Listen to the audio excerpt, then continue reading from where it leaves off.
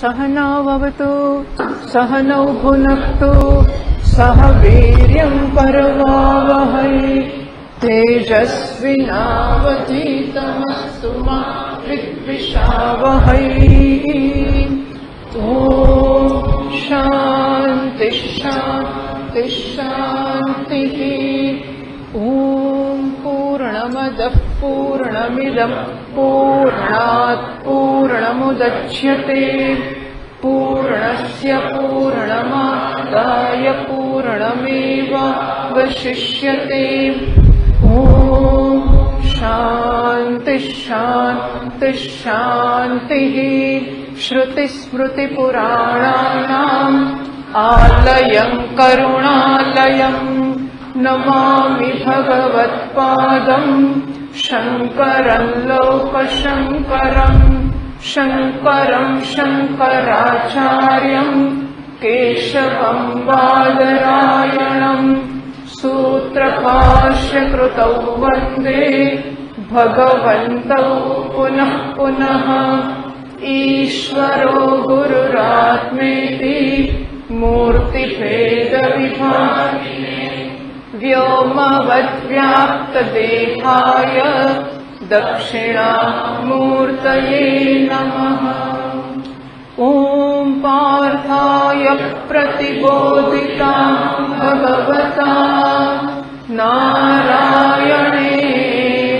स्वयं व्यासेन ग्रथितां पुराणमुनिना मध्ये महाभारतम् अद्वैतामृतवर्षिणीं भगवतीम् अष्टादशाध्यायिनीम् अम्ब त्वामनुसन्दधामि भगवद्गीते भवद्वेष्टिनी। यं ब्रह्मा वरुणेन्द्ररुद्रमरुतः स्तुन्वन्ति दिव्यैस्तवैः वेदैः साङ्गपदप्रमुपनिषदैः गायन्ति यं सामगाः ध्यानावस्थिततद्गतेन मनसा पश्यन्ति यं योगिनः यस्यान्तं न विदुःसुरगणाः देवाय तस्मै नमः। ॐ नारायणः परो व्यक्तात् अण्डमव्यक्तसम्भवम् अण्डस्यान्तस्त्विमे लोकाः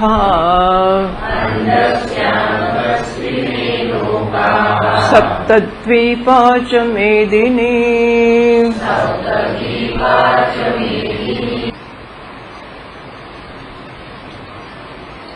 આપણે પહેલા 25 થી વાંચી લઈએ। दैवमेवापरे यज्ञम् योगिनः पर्युपासते ब्रह्माज्ञावपरे यज्ञम्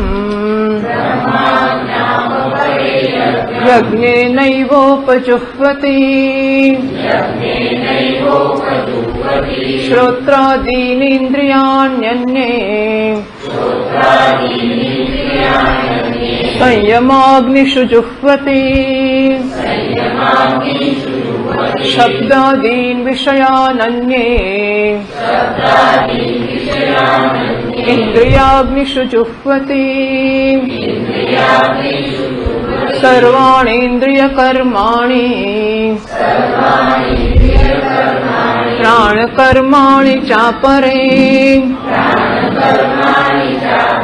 आत्मसंयमयोगाग्नौ जुह्वति ज्ञानदीपिते।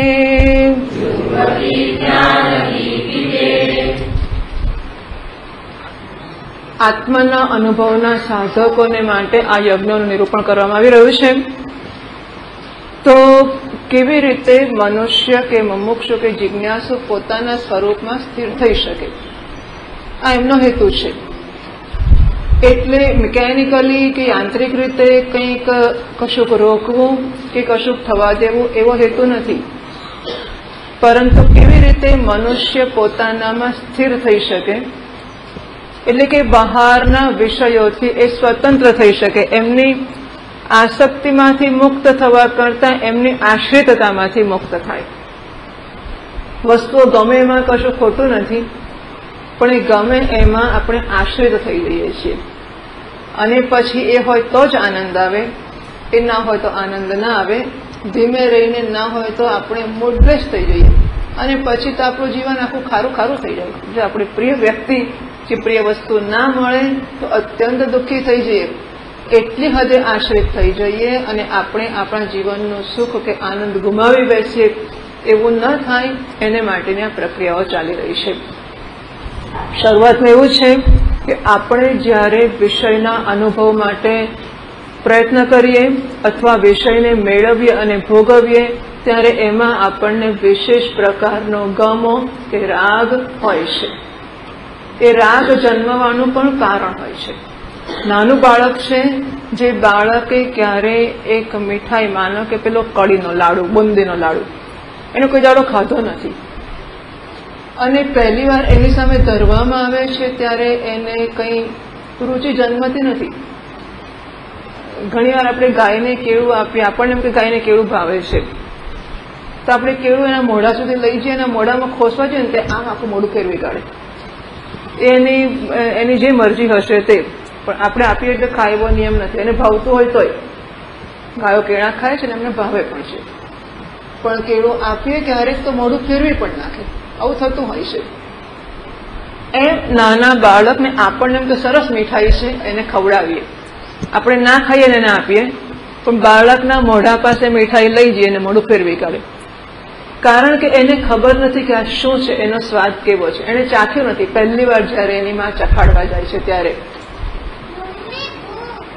એટલે એ માં છોડતી નથી પ્રયત્ન. જરા આટલો કટકો કાઢીને મોઢું ખોલીને જબરદસ્તી અંદર નાખે છે. એ ચાખે જ થાય છે કે હા આ ખોટું નથી, મોમાં મૂક્યું. ઘણા તો ફેંકી દે પાછા, હા અંદર મૂકીને થૂકી કાઢે, પણ એવા થૂકતા કાઢી નાખતા પણ જરા જરા ચખાઈ જાય, તે લાગે કે આ છે તો સારું, હા ખોટું નથી, સરસ છે. એટલે પછી આમને આમ જોયા કરે, એમ સમજ ના પડે કે આપ એવું કહેવાનું કશું નહીં. પેલી માને બરોબર આ પ્રક્રિયાઓની ખબર છે કે કેવી રીતે આ કામ આગળ ચાલશે. એટલે માં ધીમે રહીને બીજો કણ એનો પેલો ગોળ ગોળ દાણો તોડીને પાછું મોઢામાં મૂકી આપે છે. આ 2-4 વાર પ્રયોગ માએ કર્યો ને, એટલે પેલા માણસને સરસ લાગ્યો. પછી આમ જીભથી ચાટા મળ્યો ચારે બાજુ, મજા આવી, સરસ છે.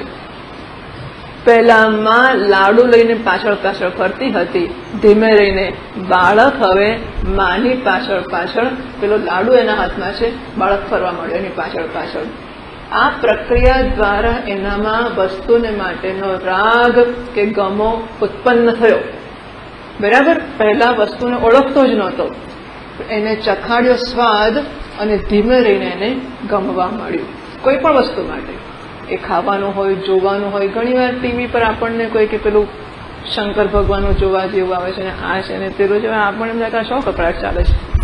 કોઈ પણ ચાલુ કરો એટલે કકડાટ તો હોય જ હોય, એમાં જાહેરાતો તો હોય પાછી, ને પેલા દેવતા દેવીઓ બધા હોય, એમાં એ કોણ જાણે કેવી જાતના હોય, પણ એમાં રાક્ષસો તો હોય જ, અને દેવી દેવતા કરતા રાક્ષસો જ વધારે આવ્યા કરતા, એ બધું જાત જાતની વસ્તુ. આપણને એમ થાય કે આમાં કઈ જોવા જેવું નથી. પેલા આપણને કે ના ના જુઓ ને, ખાસ જુઓ. શંકર ભગવાન તો કોણ જાણે શું લોકોને લાગે છે, એમાં પેલી કોઈક શ્રેણી આવે છે, એમાં બહુ સારું લાગ્યું લોકોને, ખબર નહીં. મેં તો એકાદ વાર કોઈના કીધું જોયું, મને જરાય સારું ના, આ તો મારો અંગત અભિપ્રાય છે, પણ ખબર નહીં. એટલે હવે લોકો આવું જોતા હશે, બિચારા શુભેચ્છાથી પ્રેરાઈને બીજાને કહેતા હશે કે આ સારું છે ને જોવા જેવું છે, અને એમ કરતા કરતા પછી માણસ એ જે દિવસ હોય ને જે સમય હોય આવતું હશે એ ત્યાં ચોંટી જાય, બેસી જ જાય. પછી તો ગમે તે થાય, કોઈનો ફોન આવે, કોઈ મહેમાન આવે, કોઈ ગમે તે આવે, મહેમાન આવે તો પણ સત્સંગ છોડે લોકો. હા, મહેમાન આવ્યા એટલે શું થાય, આવવાની એક ચંપલ જ પહેરતા હતા અને મહેમાન આવી ગયા, પણ એ મહેમાન આવે ને ટીવીની શ્રેણી ચાલુ હોય તે જોવાનું ના જ છોડે. એ મહેમાન બેસે તો બેઠો બેઠો જોયા કરે મહેમાન પણ, અને વચ્ચે પેલો બ્રેક પડે ને જયારે જાહેરાતોનો એ વખતે વાત કરી લે, પાછું શરૂ થાય એટલે વાતો બંધ કરી દે અને ટીવી જુએ. જો શરૂઆતમાં માણસોને ચા બધી દરેક વસ્તુ ટૂંકમાં એક વસ્તુ એકવાર ચખાડવામાં આવે છે, એ ચાખ્યા પછી ભાવે છે, એની રુચિ ઉત્પન્ન થાય છે અને ગમે છે એવો નિર્ણય આપણે કરીએ છીએ. આ નિર્ણય થઈ ગયો એકવાર પછી આપણે ધીમે ધીમે એ વસ્તુની પાછળ પાછળ ફરતા થઈ જઈએ છીએ, ધીમે રહીને એના પર આશ્રિત થઈ જઈએ છીએ સુખને માટે. એ હોય તો સુખ લાગે અને ના હોય તો આપણને ના ગમે, આપણે અરુચિ કે ખિન્નતામાં ઉદાસીનતામાં સરી પડીએ. આવું થતું હોય છે. દ્વેષનું પણ આવું જ છે. રાગ હંમેશા કશાકની સરખામણીમાં જ હોય, ક્યાંક રાગ છે એટલે ક્યાંક દ્વેષ છે, આવું બંને સાથે હોય જ છે. દ્વેષ હોય એટલે આ માણસ કે આ વસ્તુ ના જ જોઈએ. જેમ આપણને કેરી ભાવતી હોય અને કેરીનું નામ લઈએ અને કેવું મોઢામાં પાણી આવી જાય, એમ કોઈક માણસ ના ગમતો હોય અને એનો વિચાર પણ આવે તો મોઢા ઉપરની રેખાઓ તંગ થઈ જાય. હા, માણસ સામે હાજર રહેવું જરૂરી નથી. કોઈક માણસ આપણને ના ગમતો હોય અને એનો વિચાર પણ આવી જાય તો આપણા મુખની રેખાઓ બદલાઈ જાય, લાલ ચોળ મોઢું થઈ જાય. આપણને એમ કે શિબિરમાં આવવું છે આપણે, કે ચાલો બહુ મજા આવશે, સરસ જગ્યા છે, આમ તેમ આપણે નક્કી તો કરી જવાનું કે ચાલો જઈશું. પછી ધીમે ધીમે આપણે રસ લેતા થાય, કોણ કોણ આવવાનું છે, આ પણ આવે છે, પેલું પણ આવે છે, પેલું પણ આવે છે, એમ બહુ સરસ, ચાલો સરસ. પણ પછી એકાદ નામ એવું આવી ગયું જે આપણે જરા ઓછો બને છે. એ સંબંધ કેવો 36નો સંબંધ કહેવાય. હા, તગડા છગડા. આવું મેં સાંભળ્યું કે તગડા ઝઘડાનો ત્રગડો આમ હોય અને છગડો આમ હોય, આવો સંબંધ હોય. 63નો સંબંધ આમ હોય પણ 36નો સંબંધ આવો હોય. ધ્યાનમાં આવ્યું? 36 આમ 3 લખાય અને આમ 6 લખાય, એ બંને ઊંધા જતા હોય. આવો સંબંધ હોય ને આપણને ખબર પડે કે એ પણ આવવાનો છે અને પાછો વળી ભોગે જોગે આપણને એ જ રૂમમાં આપણો પાર્ટનર જ થઈ ગયો છે. ખરા મારે નથી આવવું, કેમ અત્યાર સુધી તો આટલો ઉત્સાહ હતો આવવાનો અને એકાએક કેમ ના કઈ વાત, આ તો મને જરા ઘરમાં તકલીફ છે ને એટલે નથી આવવું. પાછું એવું તો કહે નહીં કે આવું થયું છે, પણ જુદા જુદા બહાના કાઢે માણસ અને કે આવવું નથી. કેમ? પેલો દ્વેષ અંદર હોય ને એ એવી શત્રુતા ઉત્પન્ન કરે છે કે એનો વિચાર પણ ના કરાય, એની સામું પણ ના જોવાય, એની જોડે બોલાય પણ નહીં. અને એકવાર જન્મ્યો એટલે હંમેશા માટે ચાલ્યા જ કરે. પછી આવું બધું થતું હોય છે. એટલે એમાંથી આપણે મનને મુક્ત કરવા ઈચ્છીએ છીએ. જ્યાં સુધી મન રાગના અને દ્વેષના વિષયનું ચિંતન કરે છે ત્યાં સુધી એ એમાં જ રમણ કરે છે. એમાંથી મુક્ત થાય તો આત્મામાં રમણ કરી શકે, પણ મુક્ત કરવું પડતું હોય છે, એની જાતે થતું નથી. એટલે પહેલા જ્યારે મન બહાર જાય છે ત્યારે એને વિશેષ રાગ અને વિશેષ દ્વેષ છે. જેના પ્રત્યે રાગ હોય એનું ચિંતન કરે એટલું જ નહીં, જેના પ્રત્યે દ્વેષ હોય એનું પણ ચિંતન કરે એટલું નહીં. ઘણી બધી વાર રાગના વિષય કરતા દ્વેષના વિષયનું ચિંતન વધારે ચાલતું હોય છે અને વધારે તીવ્રતાથી ચાલતું હોય છે. કે કોણ નથી ગમતો, પેલો માણસ તો જોઈએ જ ના, ક્યાં ગયો, શું કર્યો, પછી આવે તો કે નહીં. આપણે શિબિરમાં ના આવીએ ને પછી ઘેર જે બીજા બધા જઈને પાછા એટલે પૂછીએ આવ્યો તો પછી પેલો માણસ શું કરતો હતો આખો દાડો, બધાને હેરાન જ કરતો હશે, મને ખબર છે, તો વગેરે વગેરે. એટલે ઘેર બેઠા અઠવાડિયાનું ચિંતન કર્યા જ કરીએ કે ગયો હશે અને આવું કરતો હશે. મનમાં થાય કે હું રહી ગયો, પણ શું કરવા રહી ગયો? દ્વેષને કારણે. તો દ્વેષના વિષયનું ચિંતન રાગના વિષયના ચિંતન કરતા પણ વધારે તીવ્રતાથી થતું હોય એવું ઘણી બધી વાર બનતું હોય છે. શરૂઆતમાં એવું છે કે આપણને એને માટે રાગ અથવા ગમો કે એનાથી વિરુદ્ધને માટે દ્વેષ કે અણગમો તીવ્ર રીતે છે જ. હવે ધીમે ધીમે આપણે થોડા પરિપક્વ થયા, મોટા થયા અને આપણને બીજા વિષયોમાં પણ રસ કે રુચિ ઉત્પન્ન થયા, પણ હેબિચ્યુઅલી મન એ જગ્યાએ પહોંચી જ જાય છે. પહેલા આપણને રસ હતો માટે જતું હતું, હવે એ રસ એવો મહાન રહ્યો નથી અને બીજી વસ્તુમાં રસ ઉત્પન્ન થયો છે, પણ છતાં ટેવના આધારે મન એ જગ્યાએ જતું જ રહેતું હોય એવું બનતું હોય છે.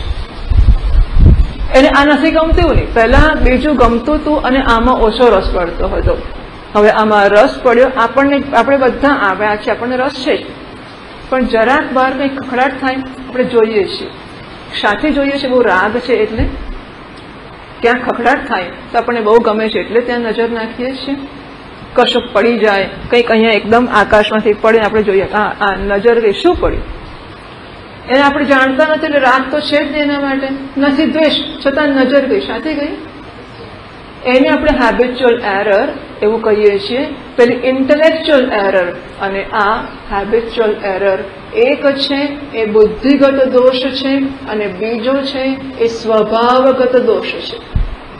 બુદ્ધિગત દોષ છે એ બુદ્ધિમાની સમજ કે અણસમજ ઉપર આધારિત છે. મારી સમજ છે કે મીઠાઈ તો ખાવી જ જોઈએ એટલે હું ખાઉં છું.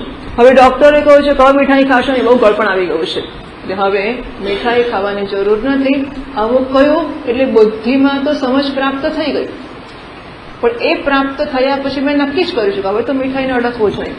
પણ સામે થાળીમાં આવીને ઊભું રહે છે ત્યારે મને યાદ જ નથી આવતું. હું હાથથી લઉં અને મોઢામાં મૂકી દઉં, મને ખબર જ ના પડે. કોઈ પૂછે કે મીઠાઈ, મેં ક્યાં મીઠાઈ ખાધી છે? થાળીમાં મગજ મૂક્યો તો ક્યાં જતો રહ્યો? ત્યારે એ હા તો કે મગજ તો પ્રસાદ, કે મીઠાઈ તો નહોતા ખાતા ને તમે? કે હા, હું તો ભૂલી જ ગયો. તો ખરેખર આપણે નક્કી કર્યું છે અને સમજ્યા છીએ કે આ મારે નથી કરવું, નથી કરવા યોગ્ય, આ કરવા જેવું નથી, મને નુકસાન કરનારું છે, માટે હું નહીં કરું, અને છતાં પણ થઈ જાય છે. દ્વેષ પણ આપણે ઘણી બધી વાર નક્કી કરીએ છીએ કે આપણે દ્વેષ કરીએ. આપણે તો સાધક છીએ, વેદાંતનું શ્રવણ કરીએ છીએ, આપણાથી દ્વેષ ના થાય. બધાને પ્રેમ કરવો જોઈએ, પ્રેમ ના થાય તો કઈ વાંધો નહીં, દ્વેષ તો કોઈનો નાશ કરવો, આપણે એવું નક્કી કર્યું છે. ક્રોધ ના કરવો, દ્વેષ ના કરવો, આવું બધું વિચાર્યું હોય, પણ જરાક માણસ સામો આવ્યો નથી અને આપણાથી છાશિયો થયો નથી, તરત તૂટી જ પડીએ એના પર. આવું થઈ જાય છે એ પણ ટેવના કારણે થઈ જાય છે. ઘણા બધા લોકોને આવો અનુભવ હોય છે કે મારે ક્રોધ નથી કરવો અને મારાથી થઈ જાય છે, દ્વેષ નથી રાખવો અને થઈ જાય છે. આ પણ ટેવ છે. તો આ પહેલા આપણને ખરેખર ગુસ્સાનું કારણ હતું, હવે ગુસ્સાનું કારણ નથી, પણ છતાંય આપણાથી ટેવના માર્યા દ્વેષ થઈ જાય છે. એનો તો એક બુદ્ધિગત દોષ અને હેબિચ્યુઅલ એરર એ સ્વભાવગત દોષ. એ આપણા સ્વભાવમાં કુદરતી રીતે અંદર વણાઈ જ ગયું છે. જેમ પાણી ઉપરથી નીચે જાય જ એમ આપણું મન, જો મનમાં કેટલાક ચોક્કસ ચીલાઓ કે ધારાઓ બની જતી હોય છે કે આ વ્યક્તિ એટલે દ્વેષ, આ વ્યક્તિ એટલે રાગ, આ વસ્તુ એટલે દ્વેષ, આ વસ્તુ એટલે રાગ, આ વસ્તુ એટલે ગમતી, આ એટલે અણગમતી, આ એટલે પ્રાપ્ત કરવા જેવી, આ એટલે પ્રાપ્ત ન કરવા જેવી, આ એટલે કાઢી મૂકવા જેવી. આવા બધા નિર્ણયોના ચોક્કસ ધારાઓ કે ચેનલો, ખાઈઓ કે નીકો બની ગઈ હોય છે. પાણી આમ વહે ઉપરથી, ધીમું થઈ ગયું, પાણી ઉપરથી નીચેની તરફ વહેતું હોય, એ વહેવામાં પણ જો એક નીક હોય તો નીકમાંથી એ વહેલું જશે. એવી રીતે મન એક તો વિષયોમાં જાય છે, કારણ કે પરાંજી ખાને ઇન્દ્રિયો ભગવાને પરાક બહાર જનારી બનાવી છે, એવી છે જ. એમાં પણ જ્યાં ખાઈ હોય કે નીક હોય તે વધારે જતું રહે છે. એટલે રાગનો કે દ્વેષનો વિષય છે એ ખાઈ છે કે નીક છે, અને એમાં આ મન છે એ વહી જતું હોય છે. એમાંથી એને મુક્ત કરવું અનિવાર્ય છે. બહુ ધીમું થઈ ગયું. આ મનને એની હેબિચ્યુઅલ એરર કે સ્વભાવગત દોષ એમાંથી મુક્ત કરવું જરૂરી છે. તો એને કહીએ કે તું મુક્ત થઈ જા એટલે થઈ જશે? નહીં થાય. મનને કહીએ કે તું રાગ ના કરતો, કે સારું દ્વેષ ના કરતો, એ કે હું તને ક્યાં પૂછીને રાગ ને દ્વેષ કરું, મારે જે કરવું હોય તે કરું, તું કોણ કહેનાર? એટલે હવે આ સ્થિતિમાં આપણે એવું જ કરવું પડે. જો આપણે એક આટલા પાણી નીકળવાનો આટલો માર્ગ છે, એમાં એક નીક છે. આપણી ઈચ્છા છે કે આ નીકમાંથી આ ક્યારામાં પાણી જાય છે, આપણે બીજા ક્યારામાં પહોંચાડવું છે, તો આપણે શું કરવું જોઈએ ખબર છે? આ નીક પૂરવાનો એક માર્ગ એ છે કે બીજી નીક વધારે ઊંડી ખોદીએ તો આપોઆપ પાણી ત્યાંથી જશે. આ નીક ભલે ને રહી, સમય જતા એ નીક એની જાતે પુરાઈ જશે. બરાબર? નવો માર્ગ, નવો ચીલો ચાતરીએ અને એને ઊંડો બનાવીએ, પાણીને પ્રયત્નપૂર્વક એ દિશામાં મોકલીશું એટલે આપોઆપ પેલી જૂની જે રીત ભાતો છે એમાંથી એ મુક્ત થવા માંડશે. તો આપણે મનને બહાર જવાની ટેવમાંથી મુક્ત કરવું હોય તો એને અંદર રહેવાનો જે ચીલો, જે નીક છે, એને આપણે વધારે ઊંડી બનાવવા માંડીએ, એને રસ પડે એવું કરવા માંડીએ. જ્યાં રસ પડે ત્યાં મન છે ને રસનો પ્રેમી છે, મન પ્રેમનો પ્રેમી છે. એને જ્યાં પ્રેમ મળશે, જ્યાં આનંદ આવશે, જ્યાં એને સારું લાગશે ત્યાં જશે. એટલે આપણે મનને જ્યાં મોકલવું હોય ત્યાં એને પ્રેમ જન્મે એવું પણ કરવું જોઈએ. તો મનને આપણે જે બાજુ મોકલવું હોય એમાં એની રુચિ ઉત્પન્ન થાય તો જ એ જાય. રુચિ ક્યારે ઉત્પન્ન થાય? એની ઉપયોગિતા જણાય તો જ રુચિ ઉત્પન્ન થાય. અત્યારે મનને આપણે જે કરાવવું હોય, આ વેદાંત ભણેલું મને કામ ક્યાં લાગશે? સંસ્કૃત ભણેલું કામ ક્યાં લાગશે? લોકો what is the market value of Sanskrit? સંસ્કૃતની માર્કેટ વેલ્યુ શી છે? એટલે કે સંસ્કૃત ભણીશું તો બજારમાં એનાથી પૈસા કેટલા ઉભા કરી શકાશે, તો સંસ્કૃત ભણીએ. માર્કેટ વેલ્યુના તો સંસ્કૃતને શું કરવું છે? એટલે જે કંઈ આપણે કરવા માંગીએ છીએ એ આપણા ઉપયોગનું છે, એ આપણને સમજાવવું જોઈએ. એક એ છે કે એનામાં સહજ રુચિ આપોઆપ ઉત્પન્ન થઈ જાય તો પ્રશ્ન નથી. આવું નાનું બાળક આવા વાતાવરણમાં જ ઉછર્યું હોય અને જરાક મોટું થશે, ભણવાનું શરૂ કરશે અને ભણ્યા પછી બધા છોકરાઓ હોટલમાં કે સિનેમામાં જતા હશે અને ક્યાંક સત્સંગ ચાલતો હશે, એ બાળક સત્સંગમાં જઈને બેસી જશે.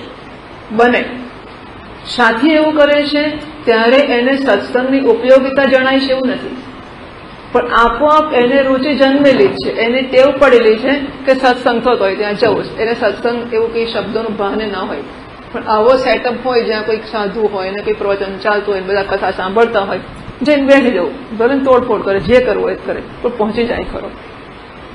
તો આ જે થાય છે એ એને સહજ રુચિ જન્મી ગઈ છે માટે થાય છે.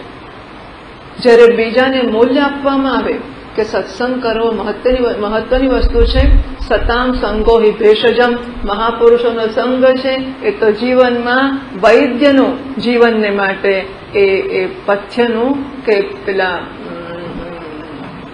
ચાલો દવાનું કામ કરે છે, રસાયણનું કામ કરે છે, એટલા માટે સત્સંગ તો કરવો જ જોઈએ. એને રુચિ નથી, એને મૂલ્ય જન્મ્યું છે એટલે કરે છે. પછી કરતા કરતા ધીમે ધીમે રુચિ જન્મે છે. તો એક વસ્તુનું મૂલ્ય સમજાવીને એના તરફ પ્રવણતા, એના તરફનો ઢાળ, એના તરફનું જવાનું પ્રાપ્ત કરી શકાય. બીજું સહજ રુચિ પૂર્વના સંસ્કારથી કે ઉછેર દરમિયાન મળેલા સંસ્કારથી પ્રાપ્ત થઈ શકે. એટલે જુઓ આ માણસ, આ જોવા જેવું છે, એને જોવામાં રસ પડ્યો હશે, બરાબર? જુઓ અત્યારે બધા બાજુ જોવાનું એને આમાં રસ પડ્યો હશે. એ અન્ડરસ્ટુડ ને કે આપણી વાત થાય છે. બહુ સરસ બેટા, જો ગણેશ બહુ સરસ, હા તું જો. હવે એને રસ પડ્યો, કેવું પ્રવૃત્તિ કેવી રસમાંથી જન્મે છે. એને રસ પડ્યો હશે, નીચે ઉભા ઉભા દેખાતું નહીં હોય એટલે ધીમે રહીને પેલું ખેંચીને આમ તો લોકોને થાય કે શું ખુરશી જોડે કરતો હશે, એટલે ખેંચી ખેંચીને ખુરશી લઈ આવ્યો માણસ, એના પર ચડી ગયો અને પછી ડોક્યું કરીને જોવા મળ્યો. રુચિ જન્મે એટલે આવું થાય. આવડી મોટી ખુરશી મારથી પણ ઉચકાય, મારથી લેવાય, આ બધા બેઠા કેવું લાગશે, મારે જોવું છે બસ.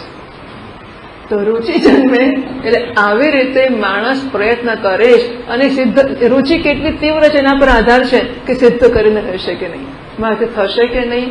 આ બધી વસ્તુઓ પણ કહેવાય છે કે પાણીની ભગવાન પહેલા કઈ બુદ્ધિ બહુ મન તેજ નથી, થોડી જળ બુદ્ધિના હતા અને ઘરમાં કોઈએ મેણું માર્યું એટલે બહાર નીકળી ગયા. કૂવામાં આપઘાત કરવા માટે કૂવા પર પહોંચી ગયા. એ વખતે એ આપઘાતે તૈયારીમાં જુએ છે કે પાણીયારીઓ કૂવામાંથી પાણી કાઢે છે અને એ પાણી પથ્થરો પર રેડાય છે ને, એનાથી પથ્થરમાં ખાડો પડ્યો છે. તો પાણીને ભગવાન વિચાર કરે છે કે પાણી જેવી વસ્તુથી પથ્થર જેવી વસ્તુમાં જો ખાડો પડી શકતો હોય તો અભ્યાસથી મારા મગજમાં નહીં ખાડા પડે, કેમ ના પડે? અને પછી એમણે મહેશ્વરની, મહાદેવજીની તપશ્ચર્યા શરૂ કરી અને એ તપ કરતા કરતા એટલા તીવ્ર રીતે એકાગ્ર થયા, અંતર્મુખ થયા કે એમાં પછી અયરુલોક, આ મહેશ્વરાણી સૂત્રાણી, એમને તપશ્ચર્યામાં ડમરું વાગતું સંભળાયું. શંકર ભગવાનના દર્શન થયા, ડમરું વાગતું સંભળાયું અને ડમરુમાં એમને અય ઓણ રો લોક એ ઓંગ અય ઔચ આવા સૂત્રો છે ને, એ બધા એમને પેલા ડમરૂના અવાજમાં સંભળાયા. કેવી રીતે?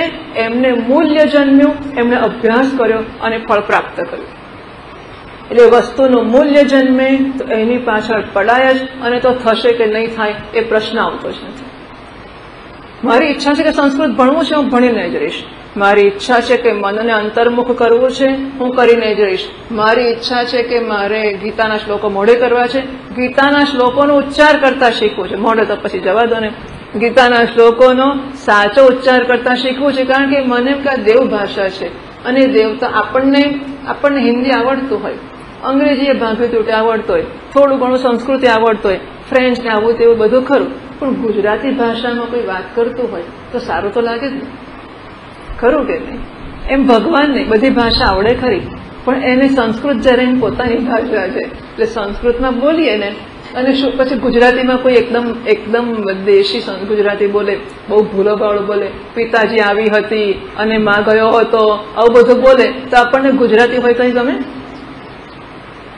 ગુજરાતી હોવું જોઈએ અને શુદ્ધ હોવું જોઈએ. એવું ભગવાનને એવું ખરું, બધું ચાલે ખરું, બધું ગમે, બધું આવડે ખરું, ભગવાનને બધું સમજે ખરું, વગર વાતે વગર બોલે સમજતો હોય, પણ સંસ્કૃતમાં બોલીએ અને શુદ્ધ સંસ્કૃતમાં બોલીએ તો એને જરા પોતીકું લાગે તો ખરું કે આ છે. હા, અને એમાં મહેનત કરીને કરીએ ને ત્યારે તેને બહુ જ સારું લાગે. અશ્રદ્ધા જે મારામાં પ્રયત્ન કરી રહ્યા છે, ભગવાને 12મા અધ્યાયમાં કહ્યું કે બધા જે કરે છે એ તો શ્રદ્ધાવાળા સારા જ છે, પણ જે હજુ કરી શકતા નથી અને શ્રદ્ધાપૂર્વક ચાલવાનો પ્રયત્ન કરી રહ્યા છે એ તો મને અત્યંત પ્રિય ભક્તો છે. કારણ કે પેલો તો હોશિયાર છે, ફોડી લેશે એની જાતે, પણ નથી થતું તો એને કરવું છે. પ્રયત્નના માર્ગ હોય છે સંસ્કૃત માટે, વેદાંત માટે પ્રયત્નના માર્ગ નથી.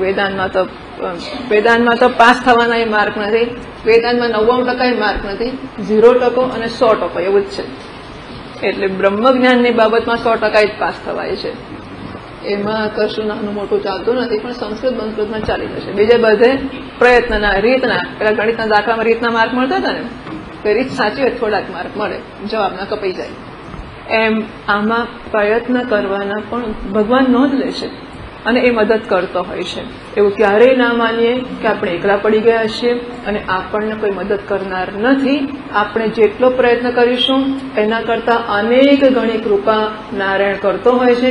એ પણ ઈચ્છે છે કે કોઈ સાધક પ્રયત્ન તો કરે મારે માટે, અને બધી જ અનુકૂળતા ઊભી કરી આપે છે. તમે જુઓ તો દરેકના જીવનમાં એવું બન્યું જ છે અને બન્યું જ હશે કે આપણે ક્યારેક તીવ્ર રીતે કશું ઈચ્છતા હતા, આપણે કેટલાક પ્રયત્નો કર્યા, એ બધા જ પ્રયત્નો નિષ્ફળ ગયા અને ભગવાને કંઈક ચોથું જ ઉભું કરી આપ્યું અને આપણું કામ થઈ ગયું. નથી થયું એવું? બધાને થયું જ છે આવું. એટલે આપણે ક્યારેય, અને સાધનામાં તો સો મચ સો, બહારના વિષયોમાં પણ ખરું જ, પણ સાધનાની બાબતમાં તો ખરું જ ખરું કે આપણે કંઈક પણ વિચાર કરતા હોય. બાકી કેટલા બધા લોકો અત્યારે કેમ આવ્યા છે નારાયણ જાણે, આ કેવું કોમ્બિનેશન ઊભું થયું, કેવી રીતે આવી ગયા, અને કોઈકને કહ્યું મારે આવવું છે અને છેલ્લી ઘડી આવી ગયું, પેલું બીજું, બસ આવું બધું. તો આખરે આમાં કોઈ ચમત્કારો હોતા નથી, કર્મોના ફળો જ હોય છે. અને આપણે જે કર્મો કરી રાખેલા છે, જે તીવ્ર ઈચ્છાઓ સેવી રાખેલી છે, એ બધી જમા થઈ છે, અને જયારે ફ્રક્ટિફાય થવાનો, એને ફલોન્મુખ થવાનો સમય આવી ગયો છે, એ ફળ આપે છે. તમારે જોઈતું હોય કે ના જોઈતું હોય આપીને મૂકી દેશે, બસ. એટલે આવા પ્રયત્નો કરવાનું ફળ છે. મન બુદ્ધિગત દોષથી અને સ્વભાવગત દોષથી બહાર જતો હોય છે. બુદ્ધિગત દોષને સાચી સમજ દ્વારા દૂર કરવામાં આવે છે. સ્વભાવગત દોષ કે હેબિચ્યુઅલ એરર છે, એને આપણે નવી ટેવો ઊભી કરીને દૂર કરી શકીએ. બુદ્ધિગત દોષ છે, એક તો એને નવી વસ્તુનું મૂલ્ય સમજાવીએ. સ્વભાવગત દોષ છે, એને નવી રુચિ જન્માવીએ, એમાં આનંદ મળે એવું કરીએ, અને આમ કરતા કરતા એ જૂની વસ્તુમાંથી મુક્ત થઈને નવી વસ્તુમાં લાગતું થઈ શકે છે. એટલે આ જે યજ્ઞો છે, એ યજ્ઞોમાં આપણને કેવી રીતે અંતઃકરણને શુદ્ધ કરવું, રાગદ્વેષથી મુક્ત કરવું, અને પછી કેટલાક યજ્ઞમાં કેવી રીતે નિશ્ચળ કરવું એ પણ બતાવી રહ્યા છે. 27મા શ્લોકમાં કહ્યું સર્વાણી ઇન્દ્રિય કર્માણી પ્રાણ કર્માણી ચાપરે. આત્મસંયમ યોગાગ્નૌ જુહ્વતિ જ્ઞાનદીપિતે, તો ઇન્દ્રિયો બધી જ જ્ઞાનેન્દ્રિયો અને કર્મેન્દ્રિયો, જો ઇન્દ્રિયો કે હાથ એની જાતે જવાનો નથી અને પગ એની જાતે જવાનો નથી, ભૂખ્યું તો મન છે અને મન હાથ દ્વારા ફાંફા મારે છે, મન પગ દ્વારા ફાંફા મારે છે, મન જીભ દ્વારા, રસનેન્દ્રિય દ્વારા અને વાગેન્દ્રિય દ્વારા, તો કર્મેન્દ્રિયો જ્ઞાનેન્દ્રિયો દ્વારા જે ફાંફા મારે છે એ તો મન છે. અને એટલા માટે ઇન્દ્રિયોને શાંત કરવા માટે જરૂરનું છે મનને વિશ્વાસમાં લેવું, મનમાં નવી રુચિ ઉત્પન્ન કરવી. તો ઇન્દ્રિયોના કર્મો પ્રાણ કર્માણી ચાપરે, આત્મસંયમ યોગાગ્નૌ, આત્મસંયમ એટલે મનનો સંયમ રૂપી યોગાગ્નિ, અને જ્ઞાન દીપિત યોગાગ્નૌ. જ્ઞાન દીપિત એનું વિશેષણ છે જ્ઞાન દીપિત આત્મસંયમ યોગાગ્નૌ, જ્ઞાનથી પ્રદીપ્ત થયેલા આત્મસંયમ રૂપી યોગ અગ્નિમાં જુહ્વતિ. એ ભાષ્યનું છેલ્લું વાક્ય વાંચીએ આપણે. અપરે આત્મસંયમ યોગાગ્નૌ આત્મનિ સંયમ આત્મસંયમ स एव योगाग्निः तस्मिन् आत्मसंयम योगाग्नौ जुह्वति प्रक्षिपन्ति ज्ञानदीपिते स्नेहेन इव प्रदीपिते विवेकविज्ञानेन उज्ज्वल भावम् आपादिते प्रविलापयन्ति इत्यर्थः. બીજા કેટલાક યોગીઓ છે તે આત્મ સંયમ રૂપી યોગના અગ્નિમાં, એ શબ્દ ભાષ્યકાર મારા સમજાવે છે. આત્મને સંયમ, આત્મ સંયમ, આત્મામાં સંયમ, મનને આત્મામાં સ્થિર કરવા રૂપી સંયમ, એને અહીં અગ્નિ કહેવામાં આવ્યો છે. આત્મને સંયમ, મનની આત્મામાં સ્થિતિ કરવા રૂપી આત્મ સંયમ એ જ યોગાગ્નિ છે. તસ્મિન આત્મસંયમ યોગાગ્નૌ, આત્મસંયમ રૂપી યોગાગ્નિમાં જુહ્વતિ પ્રક્ષિપંતિ, એમાં એ હોમે છે. પ્રક્ષિપંતિ એટલે ફેંકે છે એવું નહીં, એમાં હોમે છે. પણ આ કેવો અગ્નિ છે? જ્ઞાન દીપિતે સ્નેહેન ઇવ પ્રદીપિતે વિવેક વિજ્ઞાનેન ઉજ્જવલ ભાવમ આપાદિતે. અગ્નિ પ્રજ્વલિત હોય ત્યારે એમાં આહુતિ અપાય. અગ્નિ જરાક ચાલુ થયો હોય પ્રગટવાનો અને આહુતિ આપીએ તો અગ્નિ ઓલવાઈ જાય અને ધુમાડા થવા માંડે. એટલે અગ્નિ સરસ ઉજ્જવળ રીતે પ્રજ્વલિત થયો હોય પછી એમાં આહુતિ આપી શકાય. અગ્નિ ક્યારે પ્રજ્વલિત થાય? ક્યારે અત્યંત ઉજ્જવળ હોય, જયારે અંદર સારું એવું ઘી હોમીએ ત્યારે. તો સ્નેહેન, સ્નેહ એટલે ચીકણો પદાર્થ, સ્નિગ્ધ પદાર્થ. સ્નિગ્ધ પદાર્થ, અહીં યજ્ઞની વાત કરીએ તો આપણે તેલને બદલે ઘીની વાત કરીએ કે ઘી સ્નિગ્ધ વસ્તુ છે અને સ્નિગ્ધ વસ્તુનું કામ આમ ચોંટાડવાનું પણ છે. બે હાથ વચ્ચે, બે વાસણ વચ્ચે ઘી લાગ્યું, બે વાસણ ચોંટી જાય. તો સ્નિગ્ધતા કે સ્નેહ એ ચોંટાડવાનું કામ કરે છે. સ્નેહન એટલે જ્યારે ઘી હોમવામાં આવે ત્યારે અગ્નિ અત્યંત પ્રજ્વલિત થતો હોય છે. તો સ્નેહેન ઇવ પ્રદીપિતે, જાણે કે ઘી ઉમેર્યું હોય અને કેવો અગ્નિ વધારે ઉજ્જવળ કે પ્રદીપ્ત થઈ જતો હોય છે. એવી રીતે અહીં વિવેક વિજ્ઞાનેન ઉજ્જવલ ભાવમ આપાદિતે આત્મસંયમ યોગાગ્નૌ. આત્મસંયમ યોગ રૂપી અગ્નિ છે.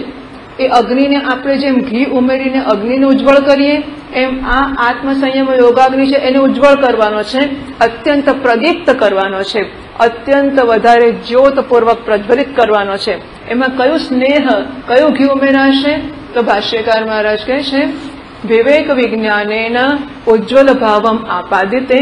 આ આત્મ અને અનાત્માનો વિવેક, એ વિવેક દ્વારા જે વિજ્ઞાન કે જ્ઞાન જન્મ્યું એનાથી અત્યંત ઉજ્જવળ થયેલો એવો મનની આત્મામાં સ્થિતિ પ્રાપ્ત કરવા રૂપી જે અગ્નિ છે એમાં એ હોમ પ્રવિલાપયંતી, એમાં લીન કરે છે, હોમ કરે છે એનો. તો આખી પ્રક્રિયા છે આપણે કહ્યું કે કોઈ યાંત્રિક નથી, વિવેકપૂર્વક કરવામાં આવતી પ્રક્રિયા છે. આત્મા હું કોણ છું અને અનાત્મા શું છે, પૂર્ણતા કે આનંદ મારું સ્વરૂપ છે અને બહારની વસ્તુઓ મને આનંદ આપવાની ક્ષમતા ધરાવતી નથી. જડ છે, અનાત્મા છે. આત્મા એક નિત્ય તદ અન્ય સર્વમ અનિત્યમ.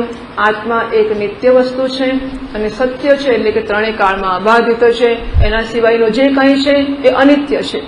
આવો નિશ્ચય એનામાં સ્પષ્ટ થતો જાય છે. વિવેકનો અર્થ પૃથક્કરણ એવો થાય છે. વિવેક એટલે નમ્રતા દાખવવી, એ તો ખરો જ વ્યવહારમાં, પણ સંસ્કૃત ભાષા વ્યાકરણમાં પણ બીજી પૃથક્કરણ એ ધાતુ છે અને એટલે વિવેકનો અર્થ પૃથક્કરણ કરવું, અલગ કરવું, જુદું પાડવું એ પ્રકારનો થાય છે. તો આત્મા અને અનાત્માનો વિવેક એટલે અનાત્માને આત્માથી દૂર કરવો. અત્યારે હું અનાત્માને જ આત્મા માનું છું. જે આપણે સવારે કહ્યું કે ઘરમાં હું રહેતો હોઉં તો ઘર જુદું છે અને ઘરમાં રહેનારો હું જુદો છું, એમ આ શરીર રૂપી ઘરમાં જઈ રહું છું. અને લોકો ભજન તો બહુ ગાતા હોય છે નહીં, એ ભૂલી ગઈ કે ભજન છે. હા, ભાડાના ઘરમાં જાત જાત નથી છે, ભૂલી ગઈ. આવું કંઈક ભજન છે કરું, ભાડાનું ઘર. અને જૂનું તો થયું રે દેવળ, જૂનું તો થયું, એ તો ખરું જ ખરું. હૌસલો એટલે જીવાત્મા અને આ દેવળ, આ મંદિર જૂનું થયું. એટલે મંદિર કે આ ઘર એમાં હું રહેનારો છું એવું આપણે સાંભળીએ. અને ભજનો ગાનારા કંઈક સમજતા તો હશે જ ને. બહુ દેશી ભજન છે આ ભાડાના ઘર વાળું તો. એટલે પેલી બહેનો ભજન મંડળમાં હોય ને, બધી જગાઈને ગાય એવું બધું.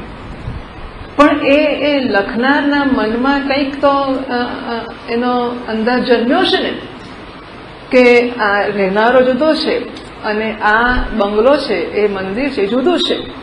એવું કંઈક સમજાયું છે, કંઈક આછું બહુ સ્પષ્ટ સમજ નથી. હું કોણ છું એવી કંઈ સમજ નથી હોતી, પણ આના કરતાં જુદો હોવો એવું પણ નહીં વિચારતા હોય કદાચ. પણ આપણે પછી સ્વર્ગમાં જવાનું ને આવું બધું, એટલે શરીર તો બાળી નાખે છે, બધાને ખબર જ છે. છતાંય સ્વર્ગમાં જવું હોય તો શરીર તો વગર જ જવાશે, તો શરીર વગરનું હોવો જ જોઈએ. આવું બધું આછું પાતળું નાનું મોટું સમજાતું તો હોય છે. એટલે આવો વિવેક સ્પષ્ટ થાય કે શરીર જેને હું કહું છું એ અનાત્મા છે. જે કંઈ રાગ કે દ્વેષ જન્મે છે એ શરીરના સ્તરના તાદાત્મ્યમાંથી જન્મે છે. આ જે શરીર છે એ શરીર હંમેશા મરનારો, જન્મ અને મરણ પામનારો જ છે. છતાંય મારે શરીરને અમર બનાવવાની મારી ઈચ્છા છે. તે શરીરને લાંબુ ટકાવવામાં જે મદદ કરે એ મને વહાલું લાગે, સ્વાભાવિક છે. મને પ્રેમની ઈચ્છા છે મનને, અને જે મનને પ્રેમ કરે, મનોરંજન આપે, એ મનને સારું લાગે. બુદ્ધિને જરા પોતાને જ્ઞાનની ઈચ્છા છે, જે જ્ઞાન પ્રદાન કરે એને સારું લાગે. જો ઈચ્છાઓ ઉપાધિના સ્તરની છે, શરીરના સ્તર ઉપર, બુદ્ધિના સ્તર ઉપર, મનના સ્તર ઉપર, પૂર્ણતા મારું સ્વરૂપ છે. એટલે હું શરીરના સ્તરે ઈચ્છું કે પૂર્ણ થાઉં, હું મનના સ્તરે ઈચ્છું કે હું પૂર્ણ થાઉં, હું બુદ્ધિના સ્તરે ઈચ્છું કે હું પૂર્ણ થાઉં. આ પૂર્ણતાને માટે હું બહારની વસ્તુઓમાંથી આશા અને આગ્રહ રાખું છું કે એ મને પૂર્ણતા પૂરી પાડશે. ક્યારે? જ્યારે ઉપાધિમાં અહંભાવ છે, ત્યારે ઉપાધિની અતૃપ્તિઓ કે અપૂર્ણતાઓને હું મારી માનું છું, અને ત્યારે પછી બહારના વિષયોમાંથી પૂર્ણતાની જરૂર પડે છે. પરંતુ હું શરીર ના હોઉં તો શરીરની અપૂર્ણતાઓ મારી કેવી રીતે થાય? જે આપણે કહ્યું કે આ પંખો મેલો થઈ ગયો હોય, બહુ ધૂળ જામી ગઈ હોય, તો તેથી હું મેલો થયો છું એવું કહેવાય? હું નાવા નદીમાં જાઉં સવાર સાંજ 2 વાર, જો કેટલો મેલ લાગી ગયો છે. અહીં આવીને પાછો જો કે ચોખ્ખું થયું કે ના થયું, બહુ મેલ છે, ફરી નાહી આવું. એવું કરીએ કે ના કરીએ? કેમ ના કરીએ? એ પંખો છે ને હું છું, મારે પંખાને શું? તો પછી શરીરને જોઈને નાયા કરવાની જરૂર ખરી કે? પંખાને એ તો પંખો લોચવાનો નહીં કોઈ દાડો. પંખો સાફ કરવાનો કે નહીં કરવાનો? કરવાનો, બરાબર. પંખો સાફ નહીં કરવાનો એટલા માટે કે પંખા પર ધૂળ હશે અને ફેરવીશું તો ચારે બાજુ ધૂળ થશે. એટલે હું પંખો નથી એ સમજ સાથે પંખાને સાફ કરી શકાય. હું પંખો નથી માટે પંખાને સાફ ના કરાય એવું નહીં, સાફ કરાય. એમ હું શરીર નથી એ સમજ સાથે પણ શરીરની સંભાળ રાખી શકાય. પંખો ઉપયોગી સાધન છે, શરીર પણ ઉપયોગી સાધન છે, એની સંભાળ રાખી શકાય. ખવડાવવું, પીવડાવવું, નવડાવવું બધું કરવાનું. તો ગંધા છે આપણને, લોકોને તો ગંધા છે, આપણે જે કરીશું તે એટલા ખાતર પણ શરીરને નવડાવવું જોઈએ, સાફ રાખવું જોઈએ. પરંતુ એ હું નથી, આ વિવેક સ્પષ્ટ છે. એટલે આનંદને માટે કે સુખને માટે શરીર ઉપર આશ્રિત થવાની જરૂર નથી, અને શરીરની અપૂર્ણતાઓને પૂરી કરનારા વિષયો પર આશ્રિત થવાની જરૂર નથી. આમ આત્મ અનાત્મ વિવેક જેટલો સ્પષ્ટ થશે અને જેટલો પ્રદીપ્ત થશે એટલો યજ્ઞ કરવાનો સરળ થશે. આત્મસંયમ યોગાગ્નૌ જુહોતિ જ્ઞાન દીપિતે. તો મનને આત્મામાં સ્થિર કરવામાં મન રાગ અને દ્વેષના, એટલે કે મને પૂર્ણતાનો જે અંદાજ આપે છે કે પૂર્ણતાની જે ખાતરી આપે છે એમાં જ મન બહાર જાય છે કે મારો ઉપભોગ કરતાને પૂર્ણતા મળશે, એટલે મન બહાર જાય છે. પરંતુ જેવી ખબર પડશે કે અપૂર્ણતા પણ અનાત્મામાં છે અને પૂર્ણતા આપવાની શક્તિ કે ક્ષમતા અનાત્મ પદાર્થોમાં હોઈ શકે જ નહીં, એટલે પૂર્ણ બનાવશે જ નહીં, અને બનશે તો શરીર બનશે, હું ક્યાં બનવાનો છું? તો પછી અનાત્મામાંની પ્રવૃત્તિ કે રુચિ આપોઆપ ઓછી થતી જશે. જેટલો તીવ્ર આ વિવેકનો અગ્નિ થશે એટલું મનને આત્મામાં સ્થિર કરવાની સરળતા કે અનુકૂળતા વધતી જશે. એના પછીનો 28મા શ્લોકમાં કહે છે, દ્રવ્ય યજ્ઞાસ્તપો યજ્ઞાઃ યોગ યજ્ઞાસ્તથા પરે સ્વાધ્યાય જ્ઞાન યજ્ઞાશ્ચ યતયઃ સંશિતવ્રતાઃ. દ્રવ્ય યજ્ઞ એટલે દ્રવ્ય ઉપર રૂપી યજ્ઞ કરનારા, તપો યજ્ઞ તપરૂપી યજ્ઞ કરનારા, યોગ યજ્ઞ યોગ રૂપી યજ્ઞ કરનારા, તથા અપરે અને વળી બીજા સ્વાધ્યાય યજ્ઞ સ્વાધ્યાય રૂપી યજ્ઞ કરનારા, જ્ઞાન યજ્ઞ જ્ઞાન રૂપી યજ્ઞ કરનારા. આ બધા યતયઃ સંશિત વ્રતા યજ્ઞ. તો આ બધા છે એ પણ બીજા પ્રકારના યજ્ઞ છે. જુદા જુદા લોકો આવા યજ્ઞ કરતા હોય છે. દ્રવ્ય યજ્ઞ એટલે દ્રવ્યનું દાન કરવા દ્વારા કરવામાં આવતા જે યજ્ઞ છે એને દ્રવ્ય યજ્ઞ કહે છે. ભાષ્યકાર કહે છે, દ્રવ્ય યજ્ઞાઃ તીર્થેષુ દ્રવ્ય વિનિયોગમ યજ્ઞ બુદ્ધ્યા કુર્વન્તિ યે તે દ્રવ્ય યજ્ઞાઃ. ભાષ્યકાર મહારાજ લખે છે દ્રવ્ય યજ્ઞ એટલે દ્રવ્ય રૂપી યજ્ઞ. આ બધા છે ને માણસોના નામ છે. હા, દ્રવ્ય યજ્ઞ યોગિનઃ, તપો યજ્ઞ યોગિનઃ. દ્રવ્ય યજ્ઞ એટલે તીર્થોમાં દ્રવ્યનો વિનિયોગ જે કરે છે એ માણસોનું નામ દ્રવ્ય યજ્ઞ છે, એમ થયું દ્રવ્ય યજ્ઞ. તો તીર્થેષુ એટલે તીર્થ સ્થાનોમાં દ્રવ્ય વિનિયોગમ દ્રવ્યનો ઉપયોગ, દ્રવ્યને આપવાનું, દ્રવ્યનું દાન, યજ્ઞ બુદ્ધ્યા કુર્વન્તિ. દ્રવ્યનું દાન તીર્થોમાં પણ 5 સ્ટાર હોટેલો હોય છે, બદ્રીનાથમાં બધે જ થઈ ગઈ છે.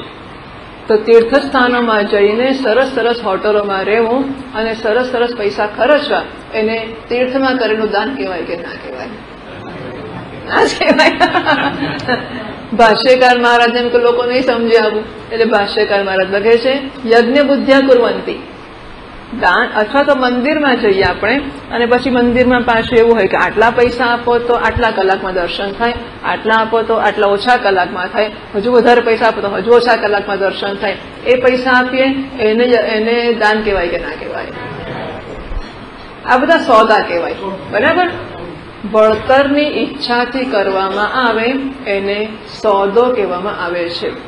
એટલે એને દાન કે તીર્થમાં કરીએ તોય નહીં. હા, તીર્થમાં જઈને પણ કરીએ જો વળતરની આશાથી કરવામાં આવે તો એ સોદો થાય છે, એ દાન થતું નથી. તો દાન કોને કહેવાય? યજ્ઞ બુદ્ધિ. એ બધા યજ્ઞો છે યજ્ઞ બુદ્ધિથી. યજ્ઞ એટલે અર્પણની બુદ્ધિથી, એટલે કે ફળની આશા વગર જે કરવામાં આવે છે એને યજ્ઞ કહેવામાં આવે છે. તો દ્રવ્યનું દાન, પૈસાનું દાન કરવામાં આવતું હોય. આપણે પેલી ઉત્તરાયણ કે મકર સંક્રાંતિ જેવું હોય ને, આવા જે કઈ વાર તહેવાર આવતા હોય આપણને એમ કે બ્રાહ્મણને કશુંક આપીએ. આપણા ઘરમાં બ્રાહ્મણની સ્ત્રી રસોઈ કરવા આવતી હોય એને આપણે દાન આપીએ તો એ દાનમાં ગણાય કે પૈસા આપીએ તો દાનમાં ગણાય કે ના ગણાય? ના ગણાય. કારણ કે એને ખુશ રાખીએ તો એને ખુશ રાખીશું કામ વધારે કરશે. બરાબર? સોદો હોય છે. ઘી ઢળ્યું તો ખીચડીમાં આપો ને, આપણે મદદ લાગવાનું છે. થોડું આપીશું તો કામ વધારે કરશે, 2 વખત આપણી સાંભળશે, આપણને મદદ કરશે. અમસ્ત આપવાનો વાંધો નથી, પણ સામાન્ય રીતે આપણે રસ્તે ચાલતા અજાણ્યા બ્રાહ્મણને આપતા કરતા આપણે આપણા ઓળખીતાને અને બદલામાં આપણને કામ લાગશે એવી જેની પાસે આશા છે એને આપીએ તો એ પણ સોદામાં જ ગણાય છે. યજ્ઞ બુદ્ધિથી કરેલું દાન ગણાતું નથી.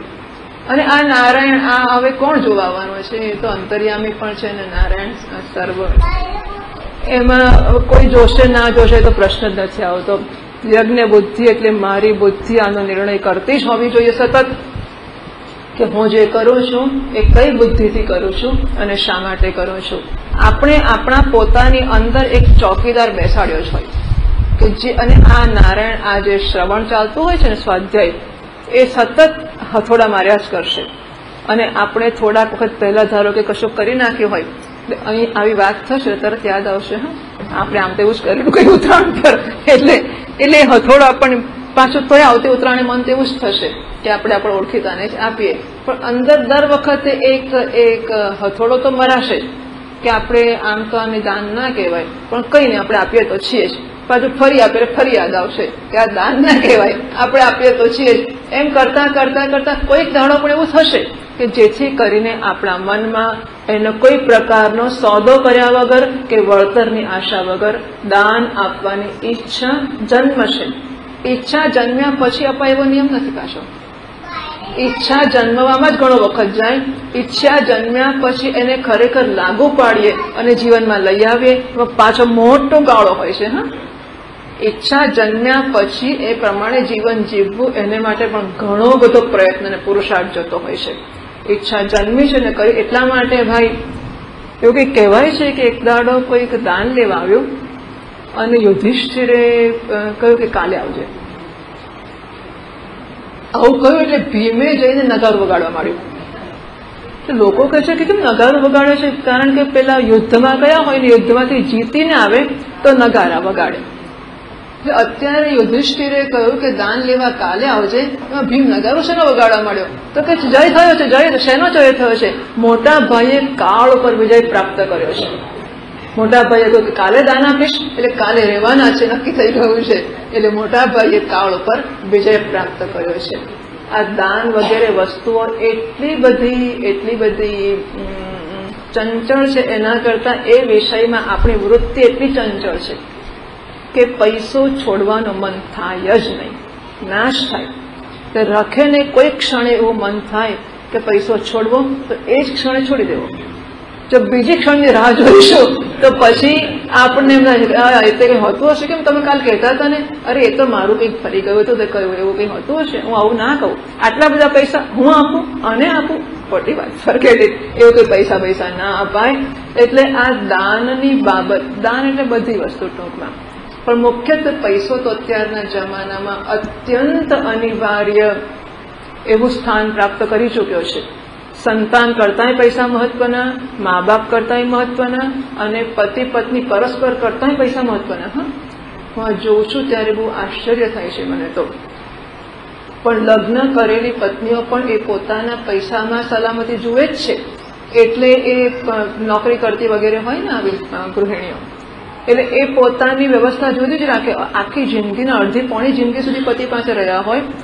આપણે તો એવું માનતા હતા કે લગ્ન કરીને આવે એટલે હવે મારું ને તારું બે ના રહે, આપણું ભેગું થઈ ગયું, બંનેનું જે હોય તે આપણું થઈ ગયું. એવું નથી હોતું. આખી જિંદગી મારું ને તારું આવું રહ્યા જ કરતું હોય છે. અને મુખ્યત્વે પૈસાની બાબતમાં જ હોય છે કે એની આર્થિક સલામતી જુદી એવી જરૂરો હશે. વેલ, આને વિશે મારો કોઈ વિરોધ નથી, હું તો ખાલી નોંધ જ લઉં છું.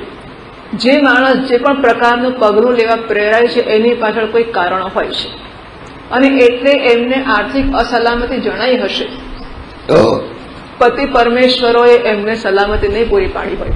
અને એમને લાગ્યું હશે કે આપણી પાસે પૈસા નથી એટલે આપણે માગવું પડે છે, એટલે દાદાગીરી કરે છે, એટલે હેરાન કરે છે, આવું એક્સપ્લોઇટ કરે છે, આપણું શોષણ કરે છે, આવું બધું લાગ્યું હશે એટલે પછી માતાઓએ પણ નોકરી કરવાની શરૂ કરી. એમાં માત્ર પૈસા કારણ નથી હોતા, થોડું હરવા ફરવાનું, બહાર જવાનું, આવું બધું હશે, પણ કંઈક પૈસા કારણ હશે. પણ એકવાર પૈસા આવ્યા પછી એને જુદા પોતાના સાચવવા, આ બધી વસ્તુઓ બંને પક્ષે.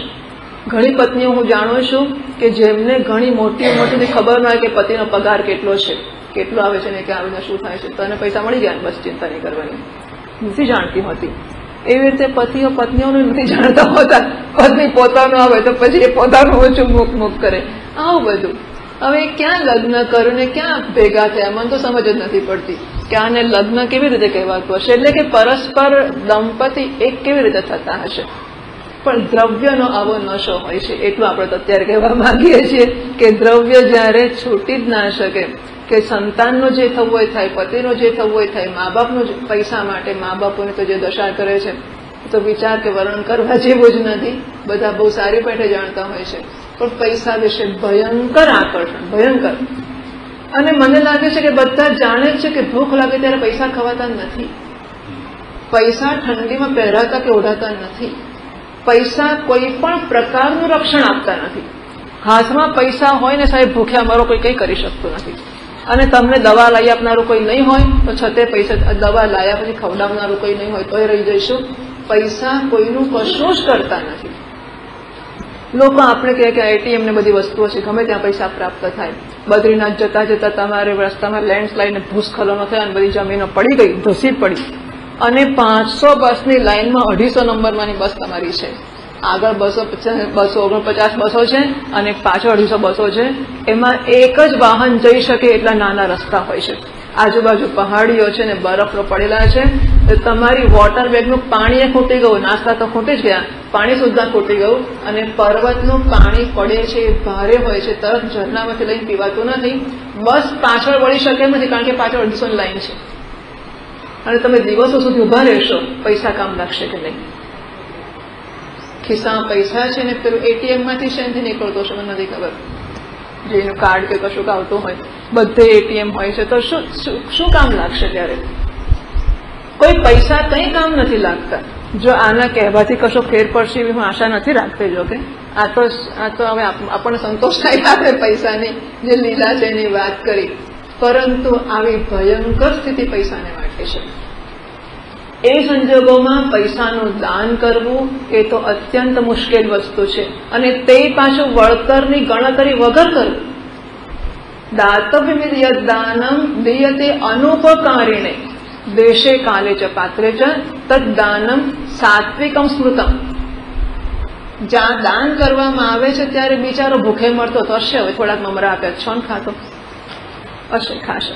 આ મોટે ભાગે આપણે કદાચ આપીએ તો આ વૃત્તિથી વધારે તો હોતો જ નથી. જ્યારે પણ આપીએ ત્યારે મનમાં આવું જ હોય કે પેલો ભિખારી બિચારો બહુ ગરીબ હતો, બહુ રડતો હતો, અને એને માગ્યું ને પછી મને આપી દીધું. એટલે એની જરૂરિયાતથી આપણે આપતા હોઈએ છીએ, પણ દાન અપાય છે એ લેનારની નહીં, આપનારની જરૂરિયાતથી કે આપનારની ગરજે અપાય, એને સાત્વિક દાન કહેશે. Because I feel rich, I want to share. મારી પાસે પેલાને જરૂર છે કે નહીં એ પ્રશ્ન જ નથી આવતો. એને જરૂર છે એટલા માટે નહીં, મારી જરૂરિયાત છે કે મારી પાસે છે અને મારે વહેંચવું છે, મારે આપવું છે. આવી ભાવનાથી થાય ત્યારે દાતવ્ય મારે આપવું જોઈએ, કેમ ના આપવું જોઈએ? જો એક તો દાન એવું છે કે શાસ્ત્રોએ, ધર્મશાસ્ત્રોએ કહ્યું છે, એટલે બીજા સંપ્રદાયોમાં તો 10% દાન બધા આપે જ છે. અને ગરીબ માણસો હોય તો પણ દાન આપે છે. ગમે એટલા ગરીબ હોય, જે પણ આવક હોય, 10% એનો ભાગ કાઢી જ નાખવાનો અને દાનમાં આપી દેવાનો. જ્યાં આપતા હશે ત્યાં એમની જે વ્યવસ્થાઓ હશે તે.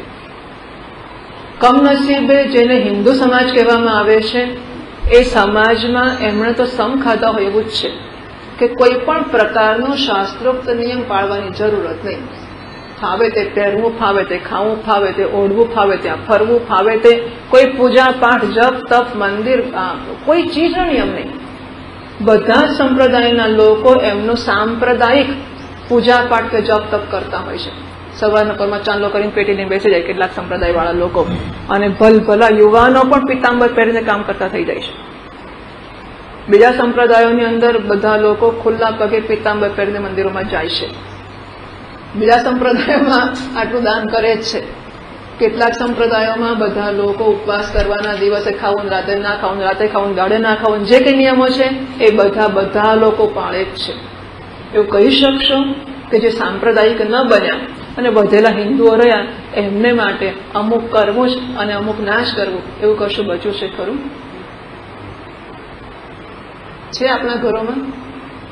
આટલા વાગે ઉઠવું જ જોઈએ, આનથી મોડું તો ના જ ઉઠાય, ઉઠીને મા બાપને પગે લાગવું જ જોઈએ, પૂજા તો કરવી જ જોઈએ, દીવો તો કરવો જ જોઈએ, અને નાહ્યા વગર રસોડામાં ના જ જવાય, નાહ્યા વગર રસોઈ ના જ કરાય. આ કોઈ પ્રકારનો મંદિરમાં જવાનું, ભગવાનનો અભિષેક, કોઈ પ્રકારનો નિયમ રહ્યો જ નથી. અરે ચાંદલો કરવો એવો સૌભાગ્યવતી સ્ત્રી હોય એટલે ચાંદલો કરવો, સૌભાગ્યવતી હોય એટલે મંગળસૂત્ર પહેરવું, બંગડી પહેરવી. પહેલા તો બંગડી કાઢે ને અમારી બાને બધા, તો આમ એક વાર ફૂટી ગઈ ધારો કે, અને ખુલ્લો હાથ થઈ જાય, ખાલી હાથ, તો સાડીમાં ઢાંકી દે અને એક પ્લાસ્ટિકના જેવી બંગડી રાખે, એને તો તરત પહેરી જ હોય, પછી એની અંદર બહાર થઈને પેલી બંગડી કાઢે ને પહેરે ને બધું. બંગડી વગરનો હાથ એટલે તો જાણે વિધવાસ થઈ ગઈ એવું ત્યારે માનવામાં આવતું હતું. તો સૌભાગ્ય, હવે બંગડી કાઢીએ તો કઈ આપણો પતિ મરી જાય એવું? આ તર્કના વિષયો નથી. નતામ તર્કેણ યોજયેત, તર્ક સાથે જોડવાની જરૂર નથી. આ સંસ્કૃતિના રક્ષણ માટે ભલે આપણને આપણી પડી હોય કે નહીં, કે આપણા પતિની મચલેસ બિલકુલ ના પડી હોય તોય વાંધો નથી, પરંતુ સૌભાગ્યવતી સ્ત્રી સમાજમાં ઓળખાય કે સૌભાગ્યવતી છે તો લોકો એની સાથે એ પ્રકારનો વ્યવહાર કરશે કે આ કોઈની પત્ની થઈ ચૂકી છે અને એને સૌભાગ્યના ચિહ્નો ધારણ કર્યા છે, અર્થાત એનો પતિ છે. એટલે જો એની સામે નજર કરતા બનશે આપણું. આ સામાજિક સુરક્ષા છે. સાથે સાથે બીજા વર્ણમાં જવું કે લગ્ન કરવું ત્યારે એને રોકશે કે આપણો આ રિવાજ છે, ત્યાં બંગડી તો પહેરે છે ને, ચાંદલો નથી કરતા, ચાંદલો કરવાનો નથી. જ્યાં ચાંદલો ના કરાય ત્યાં જવાય કેવી રીતે? તો આપણી દીકરીને આ વસ્તુઓ રોકશે કે આપણે આમ કરવાનું હોય, આમ ના. હવે તો સબ બધી કશું આમ, અને બેમાં વેદાંત ભણ્યા પાછા. તો મિયા અને ભાંગ પીધી એવી દશા થઈ ગઈ કે બાંદ્રાને દારૂ પાયો એવો બીજો પ્રયોગ છે. બાંદ્રાને દારૂ પાયો, આમ પણ વર્ણાશ્રમની ચિંતા હતી જ નહીં, અને પાછું ભણ્યા, વેદાંત ભણ્યા, એટલે અમારે તો હવે ચિંતા જ નહીં, કોઈ ધર્મની ચિંતા કરવાની જ નહીં. વેદાંતમાં વળી ધર્મ ક્યાં, વર્ણ ક્યાં, આશ્રમ ક્યાં, કર્મ ક્યાં, બધા કર્મ ત્યાં કરી દેવાનો, એટલે કોઈ પ્રકારનો નિયમ જાળવવાનો જ નહીં. પણ નિયમ પકડ્યો હોય તો છોડો ને, ત્યાગ એનો કરો કે જે આપણે ગ્રહણ કર્યું છે. જે ગ્રહણ નથી કરવાનું ત્યાગ ક્યાં કરવાના છે? એટલે ધર્મ ત્યજ ધર્મમ અધર્મમ ચ ઉભે સત્યાનૃતે ત્યજ ઉભે સત્યાનૃતે ત્યક્ત્વા એન ત્યજસી તત્યજ. તો પહેલા અધર્મનો ત્યાગ ધર્મની મદદથી કરવામાં આવતો હોય છે. ત્યજ ધર્મમ અધર્મમ ચ, પહેલા ધર્મની મદદથી અધર્મનો ત્યાગ થાય, સત્યની મદદથી અનૃતનો કે અસત્યનો ત્યાગ થાય. અને જ્યારે અધર્મ અને અસત્ય બંનેનો ત્યાગ કરી ચૂક્યા છે ત્યારે પછી ધર્મ અને સત્ય એનો પણ ઉભે સત્યાનૃતે ત્યક્ત્વા, અસત્ય અને અનૃત આ બંનેનો ત્યાગ થયા પછી જે અહંકાર વડે ધર્મનો અને સત્યનો આગ્રહ રાખ્યો હતો એ અહંકારનો પણ યેન ત્યજસી તત્યજ, એનો પણ ત્યાગ કર. અશુદ્ધ અવસ્થામાં વસ્તુનો ત્યાગ થઈ શકતો નથી. અત્યંત શુદ્ધ હોય, અત્યંત પવિત્ર હોય ત્યારે એ આપણને જવાની છૂટ આપશે, તો આગળ જા, મને વાંધો નથી. અધર્મના પૈસા, અધર્મની વસ્તુ આવેલી હશે એ આગળ નહીં ચાલવા દે. પણ ધર્મ અત્યંત, ધર્મમાં પણ સકામમાંથી છેવટે નિષ્કામ ધર્મ, એને જ કર્મયોગ કહેવાશે. નિષ્કામ જ્યારે ધર્મ થતો હશે અને ત્યારે પછી છોડવાનું આવશે કે બહુ સેવાઓ કરી, બહુ સંસ્થાઓને, બહુ ટ્રસ્ટીઓને, બહુ બધું કર્યું. જો યશ માટે કરતા હોઈશું તો નહીં છોડાય. પણ જ્યારે એમાંથી યશ કે સત્તા કે પ્રતિષ્ઠા કે પૈસા ભેગા કરવા એવી કોઈ ગણતરીઓ નથી અને નિષ્કામ ભાવથી બધી સેવાઓ થઈ રહી છે, ત્યારે પછી એવો તબક્કો ભગવાન ઉભો કરશે જ કે જ્યારે આપણને વેદાંતનો સંપર્ક થાય, એમાં રુચિ જન્મશે અને એટલા સમય માટે આપણી પેલી પ્રવૃત્તિઓ જેને સેવા કહેવાય છે કે નિષ્કામ કર્મ કહેવાય છે એ થોડો વખત પણ છોડી શકીશું. જો યશ મળવાનું હશે તો નહીં છોડાય આપણાથી. એટલે ફળની લાલસા એટલી હોય છે કે છૂટતું નથી હોતું. નિષ્કામ થતું હશે તો એમાંથી વન ગ્રોઝ આઉટ, એ ધીમે ધીમે બહાર નીકળી જશે અને એ શાસ્ત્રોના સંપર્કમાં, એ નારાયણની યોજના પ્રમાણે ચાલશે. એ શાસ્ત્રોના સંપર્કમાં આવશે અને ધેટ અપીલ્સ, સંપર્કમાં આવ્યા પછી એ વસ્તુ એને અપીલ કરે, સારી લાગે કે આ સરસ છે. હા, બાકી તો શું આ ચાલ કરે છે વેદાંત ને કંઈક ત્યાર ને ખબર નહીં શું ચાલે છે. આપણી સેવા સારી, કારણ કે યશ મળશે ત્યાં. એટલે દ્રવ્ય યજ્ઞ દાતવ્યમ ઇતિ યદ્દાનમ, એની આપણે વાત કરતા હતા કે પૈસા મારી પાસે હોય તો દાતવ્યમ, પેલાને જરૂર છે માટેની, શ્રદ્ધયાદયમ, શ્રિયાદયમ, હ્રિયાદયમ, ભિયાદયમ, સંવિદાદયમ. હું શ્રદ્ધાપૂર્વક દાન કરું છું, મારે આપવું જોઈએ માટે કરું છું, બીકોઝ આઈ ફીલ રિચ. માણસ પૈસા વાળો હોય એટલે દાન આપે એવો નિયમ નથી. એને માટે one need not be rich. ધનવાન હોય એટલે દાન આપે એવું નથી. જેને લાગે કે હું ધનવાન છું એ દાન આપી શકે. પૈસા હોય કે ના હોય, જેને લાગે કે હું ધનવાન છું એ દાન આપી શકે. ગમે એટલા પૈસા એને લાગે કે મારે તો કેટલી જરૂર છે, તો હજુ તો 25 કરોડ ભેગા થયા છે, હજુ મારી પાસે બીજા વધારે પૈસા જ ક્યાં છે. અરે લોકો તો પેલા જુઓ ને કેટલું ભૂલી ગયો હતો, મુંબઈમાં કોનું બાંધ્યું છે, શું કર્યું હતું હમણાં છે, એટલે મુકેશ અંબાણી, અને એના મકાનનું શું નામ કર્યું હતું, એને આટલું બધું બાંધ્યું છે, એની સામે મારું 25 કરોડ જ નથી. મારા આટલા 25-50 કરોડ, એના તો કઈ અનંત હશે ને, આઈ ડો નોટ નો. પણ આ લોકો જે પૈસા ભેગા કરે છે, વિશ્વના ધનાઢ્ય પુરુષો, એમની સામે હું ક્યાં કશું છું? મારી પાસે પૈસા જ ક્યાં છે? અને અપાય આટલા 25 કરોડમાંથી આપું કેવી રીતે? હજુ કઈ હોય વધારે તો આપી શકો. એટલે ધનવાન હોવાથી પૈસા નથી અપાતા. ટુ ફીલ રીચ, મને લાગે હું સમૃદ્ધ છું, હું આપી શકું છું, તો અપાય છે. મારે આપવું જોઈએ. કેટલા બધાના ઉપકારથી મેં મેળવ્યું છે. વિચાર તો કરો, એવા ઘણા લોકોને હું જાણું છું કે જેમણે ભણવાના પૈસા ના હોય અને કોઈ કે ગૃહસ્થોએ એમને ભણવાની વ્યવસ્થા કરી આપી હોય, એ ભણ્યા હોય, પછી ભણીને કમાય એટલે એમને એમ થાય કે આપણે જેની મદદથી ભણ્યા એને આપવું જોઈએ. એને આપવા જાય ત્યારે એ કહે છે કે તમે અમારા જેવા કોઈકની મદદ કરજો, જે તમારી માફક જરૂરવાળા હોય એને ભણાવજો, અમારે પૈસા નથી જોઈતા. આ પરંપરા ચાલતી હોય છે. મને અમદાવાદના ગઢડાવાળા વૈદ કે કોઈકનો ખ્યાલ છે કે વૈદો પોતાના ઘરમાં વિદ્યાર્થીઓને રાખે, પોતાને ઘેર જમાડે, તૈયાર કરે, એમને વૈદ બનાવે અને એને બધાનો ગુરુકુળમાં રહેતા હોય એવી રીતે જ, અને પછી જઈને પછી એ લોકો બીજા વૈદોને તૈયાર કરે. એટલે આવી પરંપરાઓ આપણે ત્યાં હતી અને હશે, કદાચ હજુ પણ હશે. એટલે દ્રવ્યનો ત્યાગ, દાતવ્યમ, મારે આપવું જોઈએ એવું મનમાં આપોઆપ જ થાય અને અપાઈ જાય. દેશે કાલે છે યદ્દાનમ, તો દેશ, યોગ્ય દેશમાં, મુખ્યત્વે તીર્થસ્થાનોમાં, કુરુક્ષેત્ર વગેરે જગ્યાઓ હોય, જ્યાં જ્યાં તીર્થસ્થાન હોય એવી જગ્યાઓ, અથવા અન્ય ક્ષેત્રે કૃતમ પાપમ, તીર્થક્ષેત્રે વિનશ્યતિ, તીર્થક્ષેત્રે કૃતમ પાપમ વજ્રલેપો ભવિષ્યતિ.